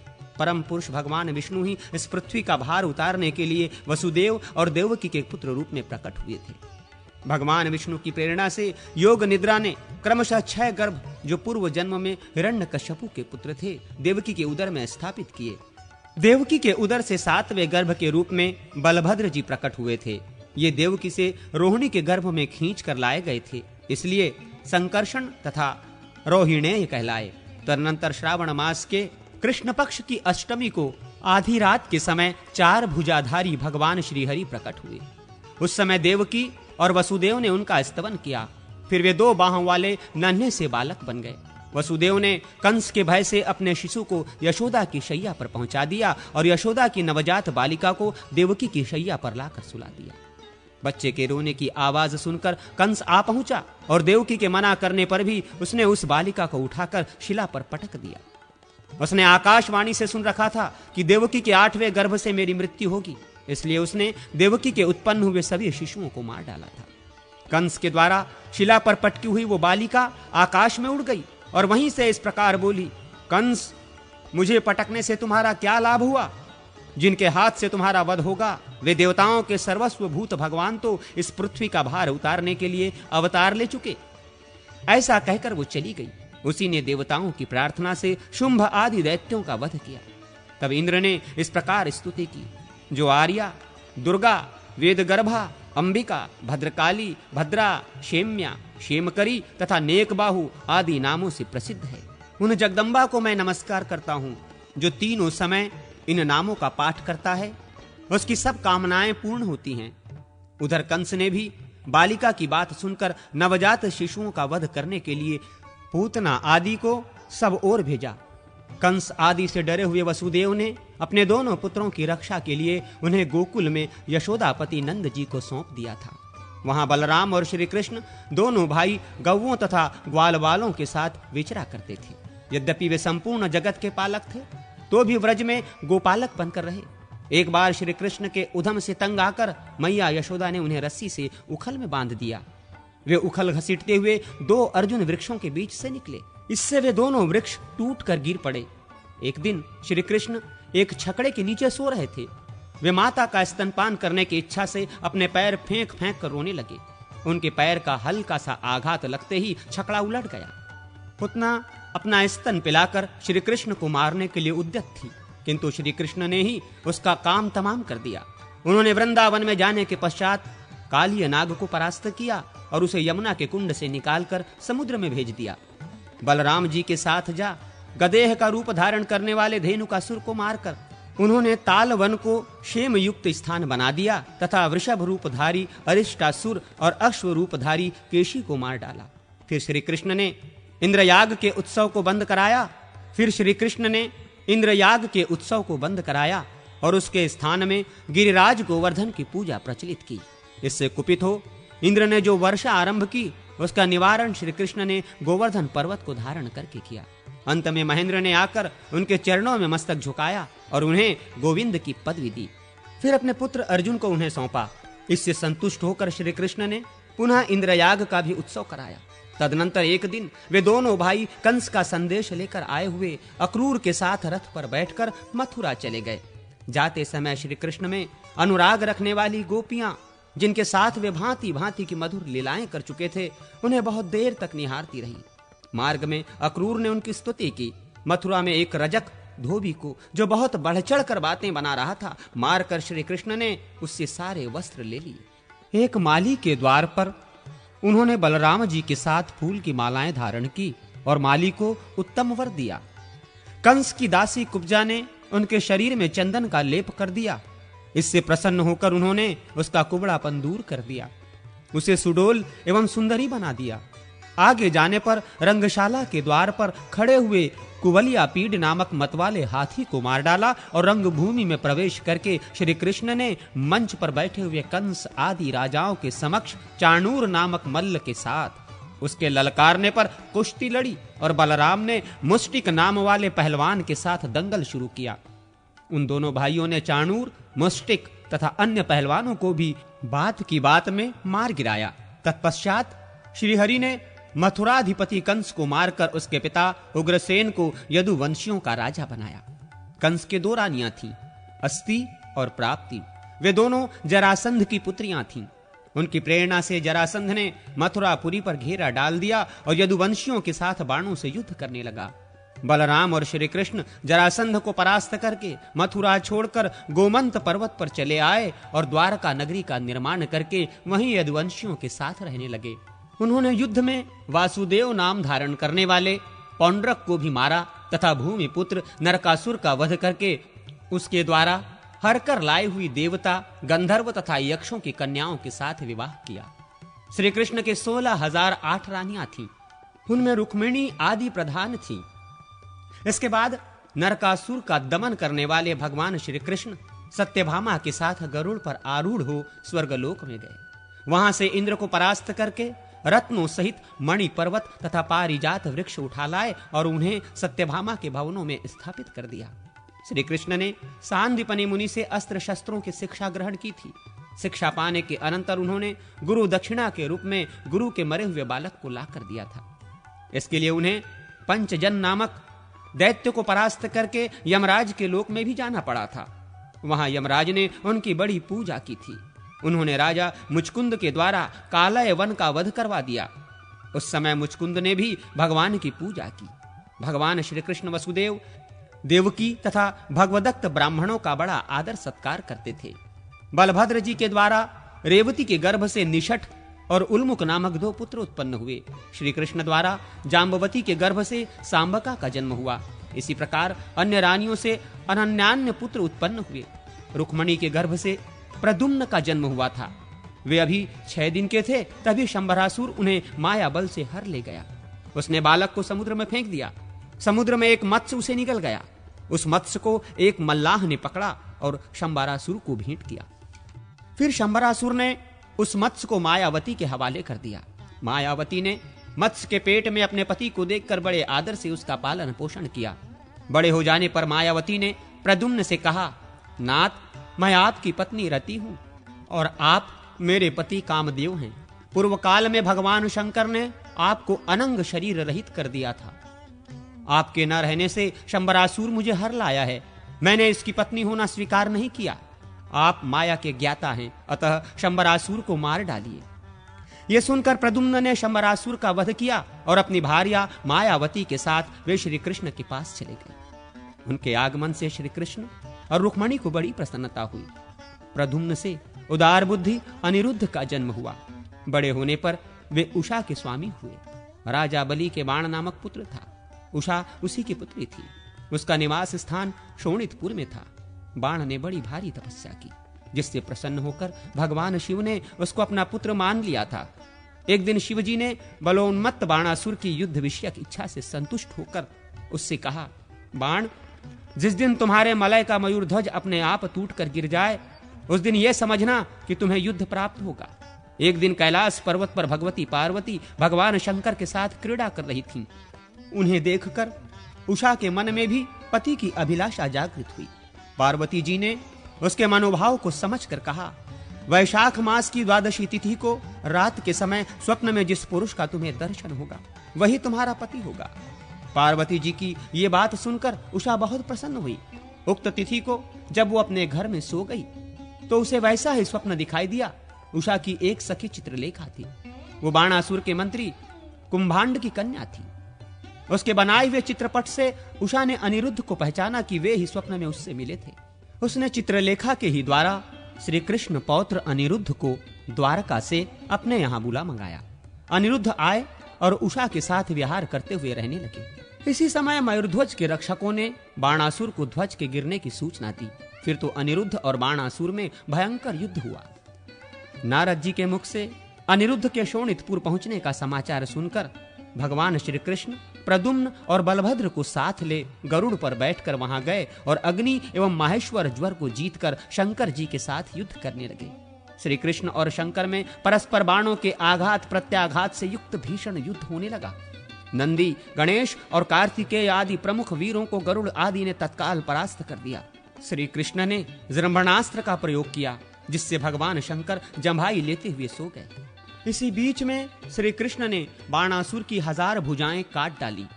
जृंभणास्त्र का प्रभाव कम होने पर शिवजी ने बाणासुर के लिए अभयदान मांगा। तब श्री कृष्ण ने 2 भुजाओं के साथ बाणासुर को जीवित छोड़ दिया और शंकर जी से कहा। श्री कृष्ण बोले, भगवान, आपने जब बाणासुर को अभयदान दिया है तो मैंने भी दे दिया। हम दोनों में कोई भेद नहीं है। जो भेद मानता है वो नरक में पड़ता है। अग्निदेव कहते हैं, तदनंतर शिव आदि ने श्री कृष्ण का पूजन किया। वे अनिरुद्ध और उषा आदि के साथ द्वारका में जाकर उग्रसेन आदि यादवों के साथ आनंद पूर्वक रहने लगे। अनिरुद्ध के वज्र नामक पुत्र हुआ। उसने मार्कंडेय मुनि से सब विद्याओं का ज्ञान प्राप्त किया। बलभद्र जी ने प्रलंबासुर को मारा, यमुना की धारा को खींचकर फेर दिया, द्विविध नामक वानर का संहार किया तथा अपने हल के अग्रभाग से हस्तिनापुर को गंगा में झुकाकर कौरवों के घमंड को चूर चूर कर दिया। भगवान श्री कृष्ण अनेक रूप धारण करके अपनी रुक्मणी आदि रानियों के साथ विहार करते रहे। उन्होंने असंख्य पुत्रों को जन्म दिया। अंत में यादवों का उपसंहार करके वे परमधाम को पधारे। जो इस हरिवंश का पाठ करता है वो संपूर्ण कामनाएं प्राप्त करके अंत में श्री हरि के समीप पहुंच जाता है। महाभारत की संक्षिप्त कथा। अग्निदेव कहते हैं, अब मैं श्री कृष्ण की महिमा को लक्षित कराने वाला महाभारत का उपाख्यान करता हूं, जिसमें श्री हरि ने पांडवों को निमित्त बनाकर इस पृथ्वी का भार उतारा था। भगवान विष्णु के नाभि कमल से ब्रह्मा जी उत्पन्न हुए। ब्रह्मा जी से अत्रि, अत्रि से चंद्रमा चंद्रमा से बुध और बुध से इलानंदन पुरुरवा का जन्म हुआ। पुरुरवा से आयु, आयु से राजा नहुष और नहुष से ययाति उत्पन्न हुए। ययाति से पुरु हुए। पुरु के वंश में भरत और भरत के कुल में राजा कुरु हुए। कुरु के वंश में शांतनु का जन्म हुआ। शांतनु से गंगा नंदन भीष्म उत्पन्न हुए। उनके 2 छोटे भाई और थे, चित्रांगद और विचित्रवीर्य। ये शांतनु से सत्यवती के गर्भ से उत्पन्न हुए थे। शांतनु के स्वर्गलोक चले जाने पर भीष्म ने अविवाहित रहकर अपने भाई विचित्रवीर्य के राज्य का पालन किया। चित्रांगद बाल्य अवस्था में ही चित्रांगद नाम वाले गंधर्व के द्वारा मारे गए। फिर भीष्म संग्राम में विपक्षी को परास्त करके कशिराज की 2 कन्याओं अंबिका और अंबालिका को हर लाए। वे दोनों विचित्रवीर्य की भार्याएं हुई। कुछ काल के बाद राजा विचित्रवीर्य राज्य यक्ष्मा से ग्रस्त हो स्वर्गवासी हो गए। तब सत्यवती की अनुमति से व्यास जी के द्वारा अंबिका के गर्भ से राजा धृतराष्ट्र और अंबालिका के गर्भ से पांडु उत्पन्न हुए। धृतराष्ट्र ने गांधारी के गर्भ से 100 पुत्रों को जन्म दिया, जिनमें दुर्योधन सबसे बड़ा था। राजा पांडु वन में रहते थे। वे एक ऋषि के शापवश शतशृंग मुनि के आश्रम के पास स्त्री समागम के कारण मृत्यु को प्राप्त हुए। पांडु शाप के ही कारण स्त्री संभोग से दूर रहते थे, इसलिए उनकी आज्ञा के अनुसार कुंती के गर्भ से धर्म के अंश से युधिष्ठिर का जन्म हुआ। वायु से भीम और इंद्र से अर्जुन उत्पन्न हुए। पांडु की दूसरी पत्नी माद्री के गर्भ से अश्विनी कुमारों के अंश से नकुल सहदेव का जन्म हुआ। शापवश एक दिन माद्री के साथ संभोग होने से पांडु की मृत्यु हो गई और माद्री भी उनके साथ सती हो गई। जब कुंती का विवाह नहीं हुआ था, उसी समय सूर्य के अंश से उनके गर्भ से कर्ण का जन्म हुआ। वो दुर्योधन के आश्रय में रहता था। दैव योग से कौरवों और पांडवों में वैर की आग प्रज्वलित हो उठी। दुर्योधन बड़ी खोटी बुद्धि का मनुष्य था। उसने लाक्षा के बने हुए घर में पांडवों को रखकर आग लगाकर उन्हें जलाने का प्रयत्न किया, किंतु 5 पांडव अपनी माता के साथ उस जलते हुए घर से बाहर निकल गए। वहां से एक चक्रा नगरी में जाकर वे मुनि के वेश में एक ब्राह्मण के घर में निवास करने लगे। फिर बक नामक राक्षस का वध करके वे पांचाल राज्य में, जहां द्रौपदी का स्वयंवर होने वाला था, गए। वहां अर्जुन के बाहुबल से मत्स्य भेद होने पर 5 पांडवों ने द्रौपदी को पत्नी रूप में प्राप्त किया। तत्पश्चात दुर्योधन आदि को उनके जीवित होने का पता चलने पर उन्होंने कौरवों से अपना आधा राज्य भी प्राप्त कर लिया। अर्जुन ने अग्निदेव से दिव्य गांडीव धनुष और उत्तम रथ प्राप्त किया था। उन्हें युद्ध में भगवान कृष्ण जैसे सारथी मिले थे। उन्होंने आचार्य द्रोण से ब्रह्मास्त्र आदि दिव्य आयुध और कभी न नष्ट होने वाले बाण प्राप्त किए थे। सभी पांडव सब प्रकार की विद्याओं में प्रवीण थे। पांडु कुमार अर्जुन ने श्री कृष्ण के साथ खांडव वन में इंद्र के द्वारा दी हुई वृष्टि का अपने बाणों की छत्राकार बांध से निवारण करते हुए अग्नि को तृप्त किया था। पांडवों ने संपूर्ण दिशाओं पर विजय पाई। युधिष्ठिर राज्य करने लगे। उन्होंने प्रचुर सुवर्ण राशि से परिपूर्ण राजसूय यज्ञ का अनुष्ठान किया। उसका ये वैभव दुर्योधन के लिए असह्य उठा। उसने अपने भाई दुशासन और वैभव प्राप्त सुहृद कर्ण के कहने से शकुनी को साथ ले द्युत सभा में जुए में प्रवृत्त होकर युधिष्ठिर और उसके राज्य को कपट धूत के द्वारा हंसते हंसते जीत लिया। जुए में परास्त होकर युधिष्ठिर अपने भाइयों के साथ वन में चले गए। वहां उन्होंने अपनी प्रतिज्ञा के अनुसार 12 वर्ष व्यतीत किए। वे वन में ही पहले की भांति प्रतिदिन बहुसंख्यक ब्राह्मणों को भोजन कराते थे। एक दिन उन्होंने 88,000 द्विजों सहित दुर्वासा को श्री कृष्ण कृपा से परितृप्त किया। वहां उनके साथ उनकी पत्नी द्रौपदी और पुरोहित धौम्य जी भी थे। 12वां वर्ष बीतने पर वे विराट नगर में गए। वहां युधिष्ठिर सबसे अपरिचित रहकर कंक नामक ब्राह्मण के रूप में रहने लगे। भीमसेन रसोइया बने थे। अर्जुन ने अपना नाम ब्रह्महल्ला रखा था। पांडव पत्नी द्रौपदी रनिवास में सहेंद्र के रूप में रहने लगी। इसी प्रकार नकुल सहदेव ने भी अपने नाम बदल लिए थे। भीमसेन ने रात्रि काल में द्रौपदी का सतीत्व हरण करने की इच्छा रखने वाले कीचक को मार डाला। तत्पश्चात कौरव विराट की गौओं को हर कर ले जाने लगे। तब उन्हें अर्जुन ने परास्त किया। उस समय कौरवों ने पांडवों को पहचान लिया। श्री कृष्ण की बहन सुभद्रा ने अर्जुन से अभिमन्यु नामक पुत्र को उत्पन्न किया था। उसे राजा विराट ने अपनी कन्या उत्तरा ब्याह दी। धर्मराज युधिष्ठिर 7 अक्षौहिणी सेना के स्वामी होकर कौरवों के साथ युद्ध करने को तैयार हुए। पहले भगवान श्री कृष्ण परम क्रोधी दुर्योधन के पास दूत बनकर गए। उन्होंने 11 अक्षौहिणी सेना के स्वामी राजा दुर्योधन से कहा, राजन, तुम युधिष्ठिर को आधा राज्य दे दो, या उन्हें 5 ही गांव अर्पित कर दो, नहीं तो उनके साथ युद्ध करो। श्री कृष्ण की बात सुनकर दुर्योधन ने कहा, मैं उन्हें सुई की नोक के बराबर भूमि भी नहीं दूंगा, हां उनसे युद्ध अवश्य करूंगा। ऐसा कहकर वो भगवान श्री कृष्ण को बंदी बनाने के लिए उद्यत हो उठा। उस समय राजसभा में भगवान श्री कृष्ण ने अपने परम दुर्धर्ष विश्व रूप का दर्शन कराकर दुर्योधन को भयभीत कर दिया। फिर विदुर ने अपने घर ले जाकर भगवान का पूजन और सत्कार किया।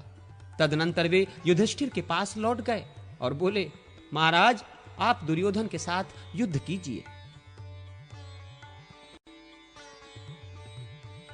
कौरव और पांडवों का युद्ध तथा उसका परिणाम।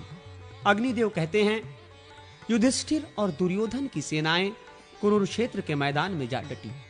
अपने विपक्ष में पितामह भीष्म तथा आचार्य द्रोण आदि गुरुजनों को देखकर अर्जुन युद्ध से विरत हो गए। तब भगवान श्री कृष्ण ने उनसे कहा, पार्थ, भीष्म आदि गुरुजन शोक के योग्य नहीं हैं। मनुष्य का शरीर विनाशशील है, किंतु आत्मा का कभी नाश नहीं होता। ये आत्मा ही परम ब्रह्म है, मैं ब्रह्म हूं। इस प्रकार तुम उस आत्मा को समझो। कार्य की सिद्धि और असिद्धि में समान भाव से रहकर कर्मयोग का आश्रय ले शास्त्र धर्म का पालन करो। श्री कृष्ण के ऐसा कहने पर अर्जुन रथारूढ़ हो युद्ध में प्रवृत्त हुए। उन्होंने शंख ध्वनि की। दुर्योधन की सेना में सबसे पहले पितामह भीष्म सेनापति हुए। पांडवों के सेनापति शिखंडी थे। इन दोनों में भारी युद्ध छिड़ गया। भीष्म सहित कौरव पक्ष के योद्धा उस युद्ध में पांडव पक्ष के सैनिकों पर प्रहार करने लगे और शिखंडी आदि पांडव पक्ष के वीर कौरव सैनिकों को अपने बाणों का निशाना बनाने लगे। कौरव और पांडव सेना का वो युद्ध देवासुर संग्राम के समान जान पड़ता था। आकाश में खड़े होकर देखने वाले देवताओं को वो युद्ध बड़ा आनंददायक प्रतीत होता था। भीष्म ने 10 दिनों तक युद्ध करके पांडवों की अधिकांश सेना को अपने बाणों से मार गिराया। 10वें दिन अर्जुन ने वीरवर भीष्म पर बाणों की बड़ी भारी वृष्टि की। इधर द्रुपद की प्रेरणा से शिखंडी ने भी पानी बरसाने वाले मेघ की भांति भीष्म पर बाणों की झड़ी लगा दी। दोनों ओर के हाथी सवार, घुड़सवार, रथी और पैदल एक दूसरे के बाणों से मारे गए। भीष्म की मृत्यु उनकी इच्छा के अधीन थी। उन्होंने युद्ध का मार्ग दिखाकर वसु देवता के कहने पर वसुलोक में जाने की तैयारी की और बाण शैया पर सो रहे। वे उत्तरायण की प्रतीक्षा में भगवान विष्णु का ध्यान और स्तवन करते हुए समय व्यतीत करने लगे। भीष्म के बाण शैया पर गिर जाने के बाद जब दुर्योधन शोक से व्याकुल हो उठा, तब आचार्य द्रोण ने सेनापतित्व का भार ग्रहण किया। उधर हर्ष मनाती हुई पांडवों की सेना में धृष्टद्युम्न सेनापति हुए। उन दोनों में महाभयंकर युद्ध हुआ जो यमलोक की आबादी को बढ़ाने वाला था। विराट और द्रुपद आदि राजा द्रोण रूपी समुद्र में डूब गए। हाथी, घोड़े, रथ और पैदल सैनिकों से युक्त दुर्योधन की विशाल वाहिनी धृष्टद्युम्न के हाथ से मारी जाने लगी। उस समय द्रोण काल के समान जान पड़ते थे। इतने में ही उनके कानों में यह आवाज आई, अश्वत्थामा मारा गया। इतना सुनते ही आचार्य द्रोण ने अस्त्र शस्त्र त्याग दिए। ऐसे समय में धृष्टद्युम्न के बाणों से आहत होकर वे पृथ्वी पर गिर पड़े। द्रोण बड़े ही दुर्धर्ष थे। वे संपूर्ण क्षत्रियों का विनाश करके 5वें दिन मारे गए। दुर्योधन पुनः शोक से आतुर हो उठा। उस समय कर्ण उसकी सेना का कर्णधार हुआ। पांडव सेना का आधिपत्य अर्जुन को मिला। कर्ण और अर्जुन में भांति भांति के अस्त्र शस्त्रों की मारकाट से युक्त महाभयानक युद्ध हुआ जो देवासुर संग्राम को भी मात करने वाला था। कर्ण और अर्जुन के संग्राम में कर्ण ने अपने बाणों से शत्रु पक्ष के बहुत से वीरों का संहार कर डाला, किंतु दूसरे दिन अर्जुन ने उसे मार गिराया। तदनंतर राजा शैल्य कौरव सेना के सेनापति हुए, किंतु वे युद्ध में आधे दिन तक ही टिक सके। दोपहर होते होते राजा युधिष्ठिर ने उन्हें मार गिराया। दुर्योधन की प्रायः सारी सेना युद्ध में मारी गई थी। अंततो गत्वा उसका भीमसेन के साथ युद्ध हुआ। उसने पांडव पक्ष के पैदल आदि बहुत से सैनिकों का वध करके भीमसेन पर धावा किया। उस समय गदा से प्रहार करते हुए दुर्योधन को भीमसेन ने मौत के घाट उतार दिया। दुर्योधन के अन्य छोटे भाई भी भीमसेन के ही हाथ से मारे गए थे। महाभारत संग्राम के उस 18वें दिन रात्रि काल में महाबली अश्वत्थामा ने पांडवों की सोई हुई एक अक्षौहिणी सेना को सदा के लिए सुला दिया। उसने द्रौपदी के 5 पुत्रों, उसके पांचाल देशीय बंधुओं तथा धृष्टद्युम्न को भी जीवित नहीं छोड़ा। द्रौपदी पुत्रहीन होकर रोने बिलखने लगी। तब अर्जुन ने सिंह के अस्त्र से अश्वत्थामा को परास्त करके उसके मस्तक की मणि निकाल ली। उसे मारा जाता देख द्रौपदी ने ही अनुनय विनय करके उसके प्राण बचाए। इतने पर भी दुष्ट अश्वत्थामा ने उत्तरा के गर्भ को नष्ट करने के लिए उस पर अस्त्र का प्रयोग किया। वो गर्भ उसके अस्त्र से प्रायः दग्ध हो गया था, किंतु भगवान श्री कृष्ण ने उसको पुनः जीवन दान दिया। उत्तरा का वो गर्भस्थ शिशु आगे चलकर राजा परीक्षित के नाम से विख्यात हुआ। कृतवर्मा, कृपाचार्य तथा अश्वत्थामा, ये 3 वीर, कौरव पक्षीय वीर, उस संग्राम से जीवित बचे। दूसरी ओर 5 पांडव, सात्यकी तथा भगवान श्री कृष्ण, ये 7 ही जीवित रह सके, दूसरे कोई नहीं बचे। उस समय सब ओर अनाथा स्त्रियों का आर्तनाद व्याप्त हो रहा था। भीमसेन आदि भाइयों के साथ जाकर युधिष्ठिर ने उन्हें सांत्वना दी तथा रणभूमि में मारे गए सभी वीरों का दाह संस्कार करके उनके लिए जलांजलि दे धन आदि का दान किया। तत्पश्चात कुरुर क्षेत्र में शरशैया पर आसीन शांतनु नंदन भीष्म के पास जाकर युधिष्ठिर ने उनसे समस्त शांतिदायक धर्म, राजधर्म, आप धर्म, मोक्ष धर्म तथा दान धर्म की बातें सुनी। फिर वे राज सिंहासन पर आसीन हुए। इसके बाद उन शत्रु मर्दन राजा ने अश्वमेघ यज्ञ करके उसमें ब्राह्मणों को बहुत धन दान किया। तदनंतर द्वारका से लौटे हुए अर्जुन के मुख से मुसलकांड के कारण प्राप्त हुए शाप से पारस्परिक युद्ध द्वारा यादवों के संहार का समाचार सुनकर युधिष्ठिर ने परीक्षित को राजासन पर बिठाया और स्वयं भाइयों के साथ महाप्रस्थान कर स्वर्गलोक को चले गए। यदुकुल का संहार और पांडवों का स्वर्ग गमन। अग्निदेव कहते हैं, ब्रह्मन, जब युधिष्ठिर राज सिंहासन पर विराजमान हो गए तब धृतराष्ट्र गृहस्थ आश्रम से वानप्रस्थ आश्रम में प्रविष्ट हो वन में चले गए, अथवा ऋषियों के एक आश्रम से दूसरे आश्रमों में होते हुए वे वन को गए। उनके साथ देवी गांधारी और प्रथा कुंती भी थी। विदुर जी दावानल से दग्ध हो स्वर्ग सिधारे। इस प्रकार भगवान विष्णु ने पृथ्वी का भार उतारा और धर्म की स्थापना की तथा अधर्म का नाश करने के लिए पांडवों को निमित्त बनाकर दानव, दैत्य आदि का संहार किया। तत्पश्चात भूमि का भार बढ़ाने वाले यादव कुल का भी ब्राह्मणों के शाप के बहाने मूसल के द्वारा संहार कर डाला। अनिरुद्ध के पुत्र वज्र को राजा के पद पर अभिषिक्त किया। तदनंतर देवताओं के अनुरोध से प्रभास क्षेत्र में श्री हरि स्वयं ही स्थूल शरीर की लीला का संवरण करके अपने धाम को पधारे। वे इंद्रलोक और ब्रह्मलोक में स्वर्गवासी देवताओं द्वारा पूजित होते हैं। बलभद्र जी शेषनाग के स्वरूप थे, अतः उन्होंने पाताल रूपी स्वर्ग का आश्रय लिया। अविनाशी भगवान श्रीहरि ध्यानी पुरुषों के ध्येय हैं। उनके अंतर्धान हो जाने पर समुद्र ने उनके निज निवास स्थान को छोड़कर शेष द्वारिकापुरी को अपने जल में डुबो दिया। अर्जुन ने मरे हुए यादवों का दाह संस्कार करके उनके लिए जलांजलि दी और धन आदि का दान किया। भगवान श्री कृष्ण की रानियों को, जो पहले अप्सराएं थीं और अष्टावक्र के शाप से मानवीय रूप में प्रकट हुई थीं, लेकर हस्तिनापुर को चले। मार्ग में डंडे लिए हुए ग्वालों ने अर्जुन का तिरस्कार करके उन सब को छीन लिया। ये भी अष्टावक्र के शाप से ही संभव हुआ था। इससे अर्जुन के मन में बड़ा शोक हुआ। फिर महर्षि व्यास के सांत्वना देने पर उन्हें यह निश्चय हुआ कि भगवान श्री कृष्ण के समीप रहने से ही मुझ में बल था। हस्तिनापुर में आकर उन्होंने भाइयों सहित राजा युधिष्ठिर से, जो उस समय प्रजावर्ग का पालन करते थे, ये सब समाचार निवेदन किया। वे बोले, भैया, वही धनुष हैं, वे ही बाण हैं, वही रथ हैं और वे ही घोड़े हैं, किंतु भगवान श्री कृष्ण के बिना सब कुछ उसी प्रकार नष्ट हो गया जैसे अक्षोत्रियों को दिया हुआ दान। ये सुनकर धर्मराज युधिष्ठिर ने राज्य पर परीक्षित को स्थापित कर दिया। इसके बाद बुद्धिमान राजा संसार की अनियतता का विचार करके द्रौपदी तथा भाइयों को साथ ले महाप्रस्थान के पथ पर अग्रसर हुए। मार्ग में वे श्रीहरि के अष्टोत्तर शत नामों का जप करते हुए यात्रा करते थे। उस महापथ में क्रमशः द्रौपदी, सहदेव, नकुल, अर्जुन और भीमसेन एक एक करके गिर पड़े। इससे राजा शोकमग्न हो गए। तदनंतर वे इंद्र के द्वारा लाए हुए रथ पर आरूढ़ हो दिव्य रूपधारी भाइयों सहित स्वर्ग को चले गए। वहां उन्होंने दुर्योधन आदि सभी धृतराष्ट्र पुत्रों को देखा। तदनंतर उन पर कृपा करने के लिए अपने धाम से पधारे हुए भगवान वासुदेव का भी दर्शन किया। इससे उन्हें बड़ी प्रसन्नता हुई। ये मैंने तुम्हें महाभारत का प्रसंग सुनाया। जो इसका पाठ करेगा वो स्वर्गलोक में सम्मानित होगा।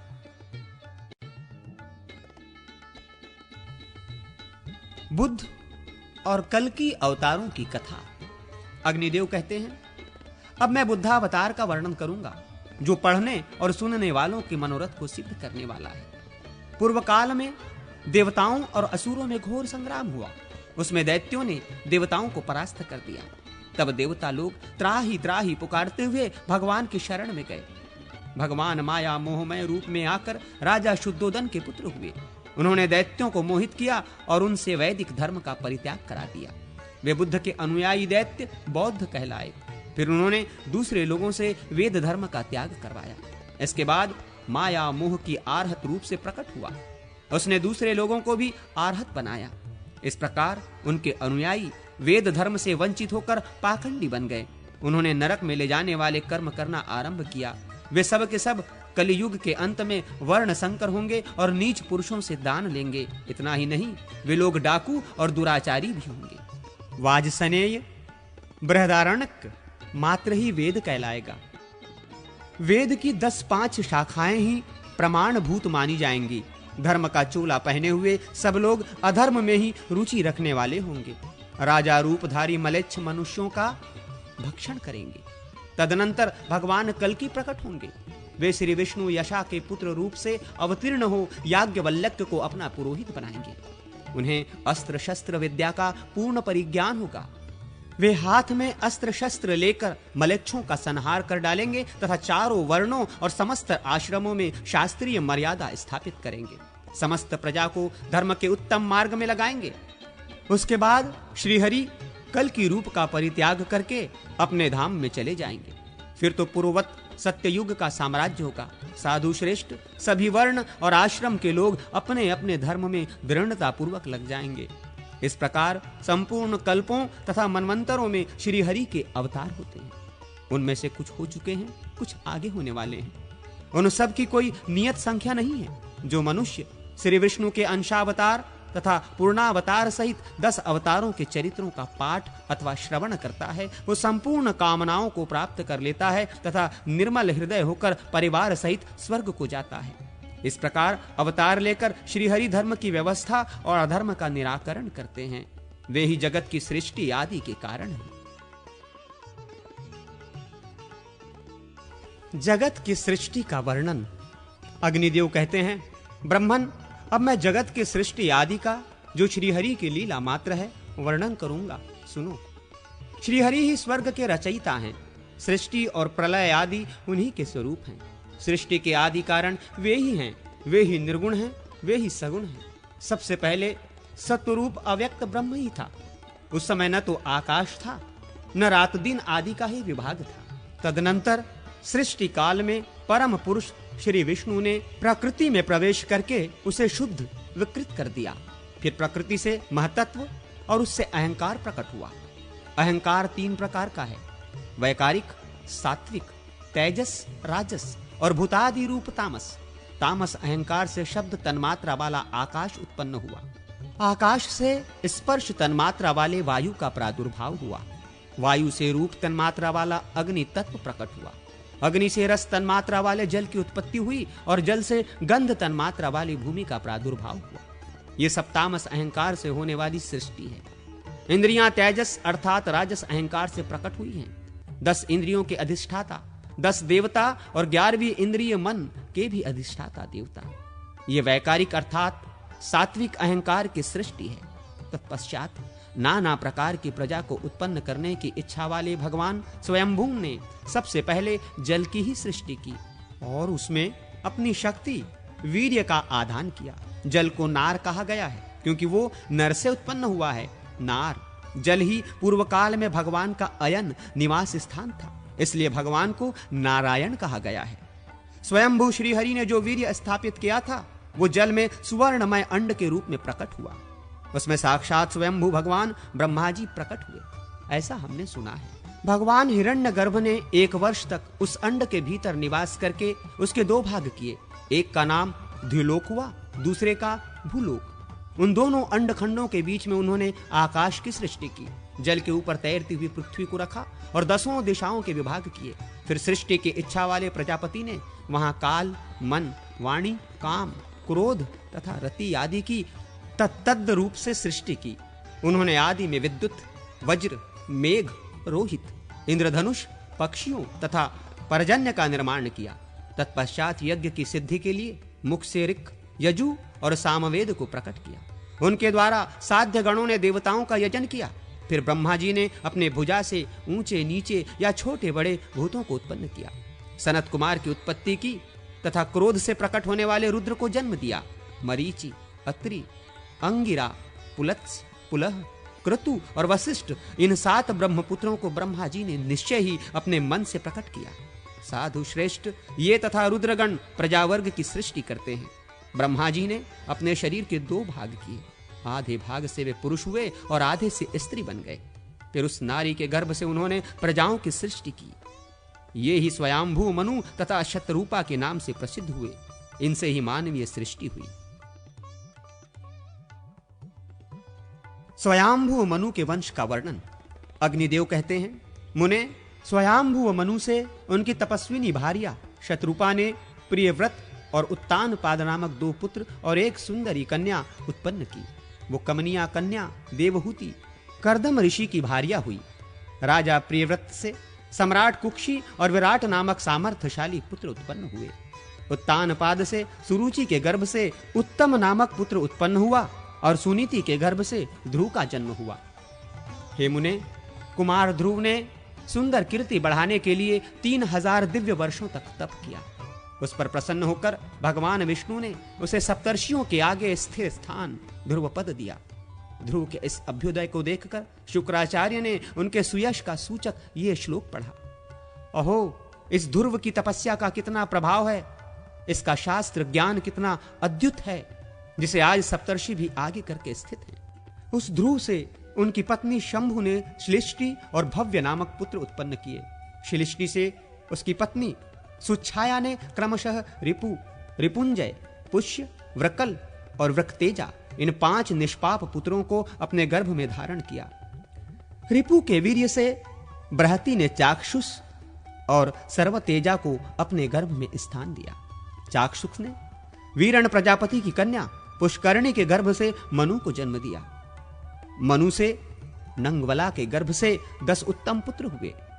उनके नाम ये हैं: उरु, पुरु, शतधुम्न, तपस्वी, सत्यवाक, कवि, अग्निष्ट, अतिरात्र, सुदुम्न और अभिमन्यु।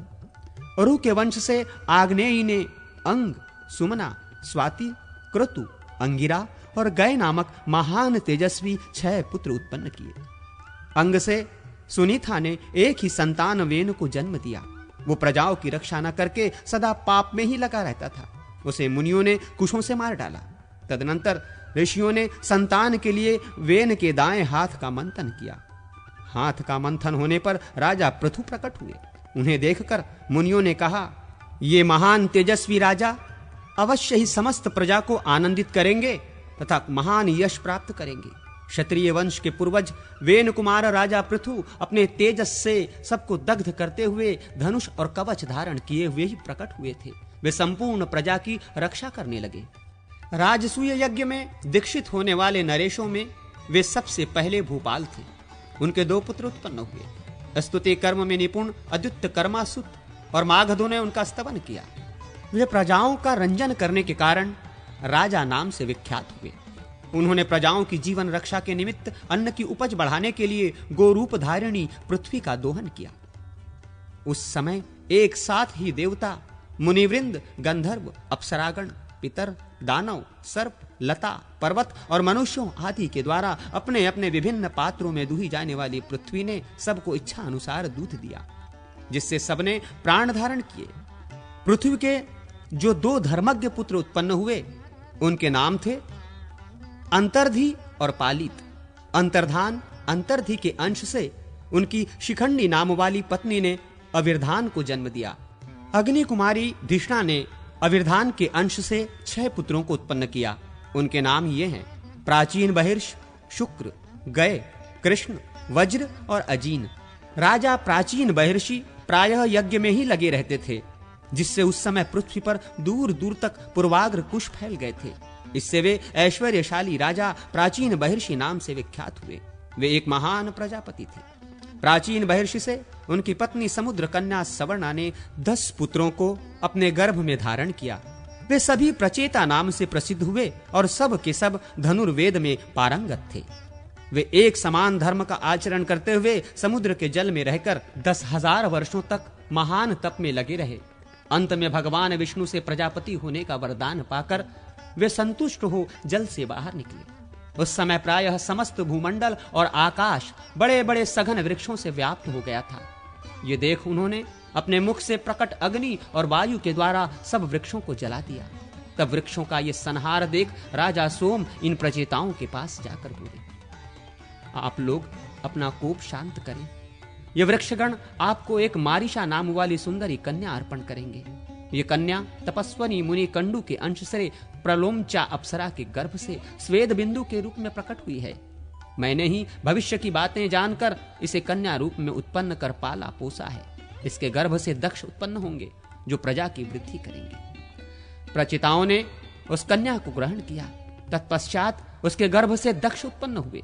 दक्ष ने चर, अचर, द्विपद और चतुष्पद आदि प्राणियों की मानसिक सृष्टि करके अंत में बहुत सी स्त्रियों को उत्पन्न किया।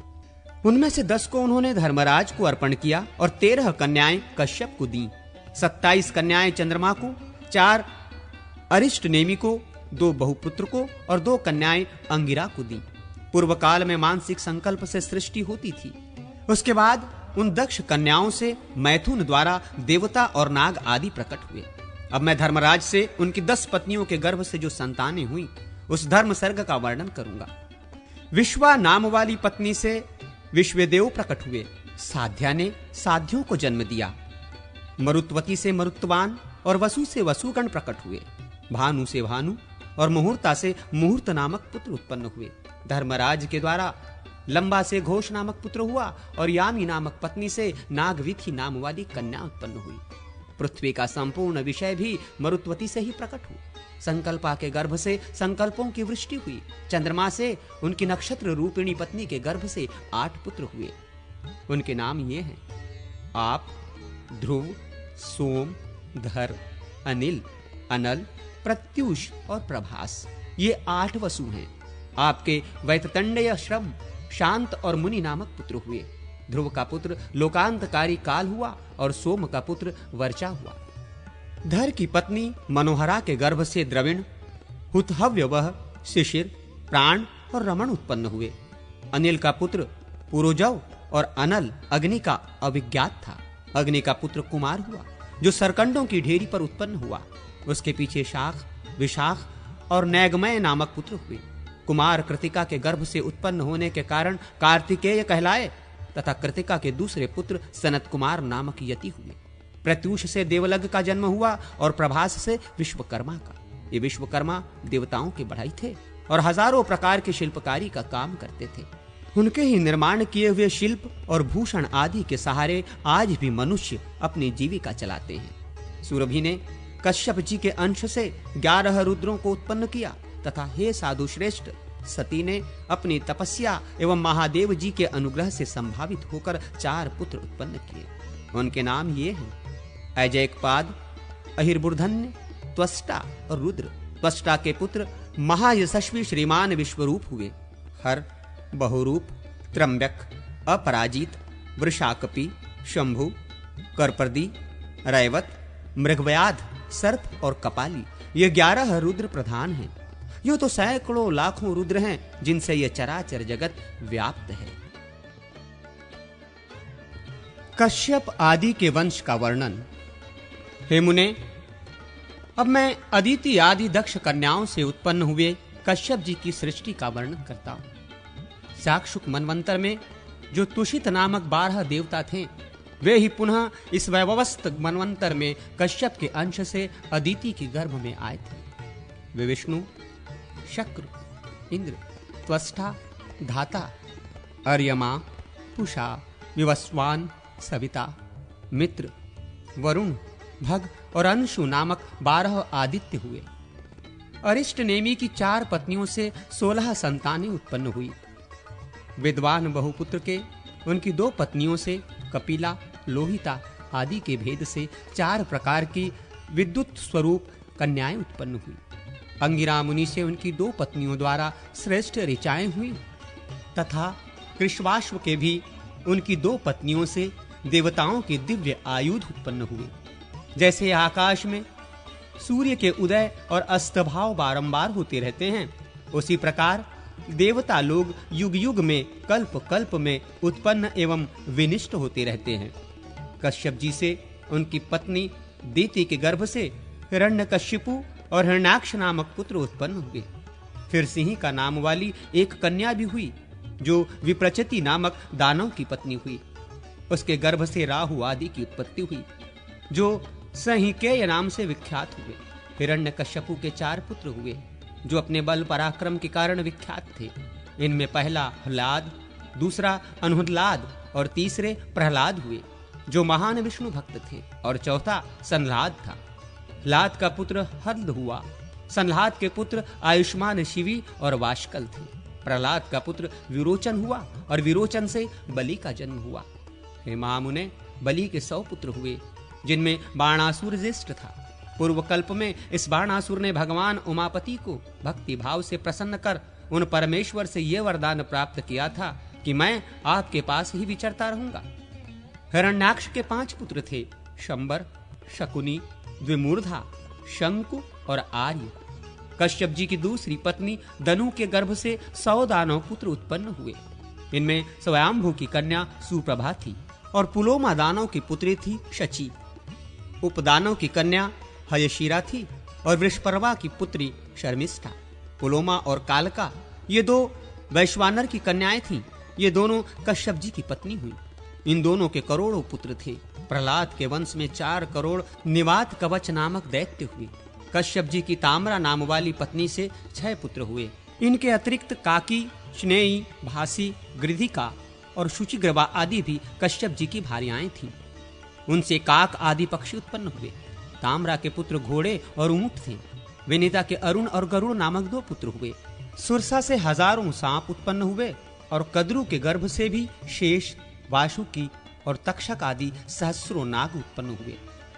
क्रोधावशा के गर्भ से दंशनशील दांत वाले सर्प प्रकट हुए। धरा से जल पक्षी उत्पन्न हुए। सुरभि से गाय भैंस आदि पशुओं की उत्पत्ति हुई। इरा के गर्भ से तृण आदि उत्पन्न हुए। खसा से यक्ष, राक्षस और मुनि के गर्भ से अप्सराएं प्रकट हुई। इसी प्रकार अरिष्टा के गर्भ से गंधर्व उत्पन्न हुए। इस तरह कश्यप जी से स्थावर जंगम जगत की उत्पत्ति हुई। इन सबके असंख्य पुत्र हुए। देवताओं ने दैत्यों को युद्ध में जीत लिया। अपने पुत्रों के मारे जाने पर दिति ने कश्यप जी को सेवा से संतुष्ट किया। वो इंद्र का संहार करने वाले पुत्र को पाना चाहती थी। उसने कश्यप जी से अपना वो अभिमत वर प्राप्त कर लिया जब वो गर्भवती और व्रत पालन में तत्पर थी। उस समय एक दिन के भोजन के बाद बिना पैर धोए ही वो सो गई। तब इंद्र ने ये छिद्र, त्रुटि या दोष ढूंढकर उसके गर्भ में प्रविष्ट हो उस गर्भ के टुकड़े टुकड़े कर दिए, किंतु व्रत के प्रभाव से उनकी मृत्यु नहीं हुई। वे सभी अत्यंत तेजस्वी और इंद्र के सहायक 49 मरुत नामक देवता हुए। मुने, ये सारा वृत्तांत मैंने सुना दिया। श्री हरि स्वरूप ब्रह्मा जी ने पृथु को नरलोक के राजपद पर अभिषिक्त करके क्रमशः दूसरों को भी राज्य दिए। उन्हें विभिन्न समूहों का राजा बनाया। अन्य सबके अधिपति तथा परिगणित अधिपतियों के भी अधिपति साक्षात श्री हरि ही हैं। ब्राह्मणों तथा औषधियों के राजा चंद्रमा हुए। जल के स्वामी वरुण हुए। राजाओं के राजा कुबेर हुए। 12 सूर्यों आदित्यों के अधीश्वर भगवान विष्णु थे। वसुओं के राजा पावक और मरुद्रुणों के स्वामी इंद्र हुए। प्रजापतियों के स्वामी दक्ष और दानवों के अधिपति प्रहलाद हुए। पितरों के यमराज और भूत आदि के स्वामी सर्वसमर्थ भगवान शिव हुए तथा शैलों पर्वतों के राजा हिमवान हुए और नदियों का स्वामी सागर हुए। गंधर्वों के चित्ररथ, नागों के वासुकी, सर्पों के तक्षक और पक्षियों के गरुड़ राजा हुए। श्रेष्ठ हाथियों का स्वामी ऐरावत हुआ और गौओं का अधिपति सांड। वनचर जीवों का स्वामी शेर हुआ और वनस्पतियों का प्लक्ष पकड़ी। घोड़ों का स्वामी उच्चैश्रवा हुआ। सुधनवा पूर्व दिशा का रक्षक हुआ। दक्षिण दिशा में शंखपद और पश्चिम में केतुमान रक्षक नियुक्त हुए। इसी प्रकार उत्तर दिशा में हिरण्य नोमक राजा हुआ। ये प्रतिसर्ग का वर्णन किया गया है।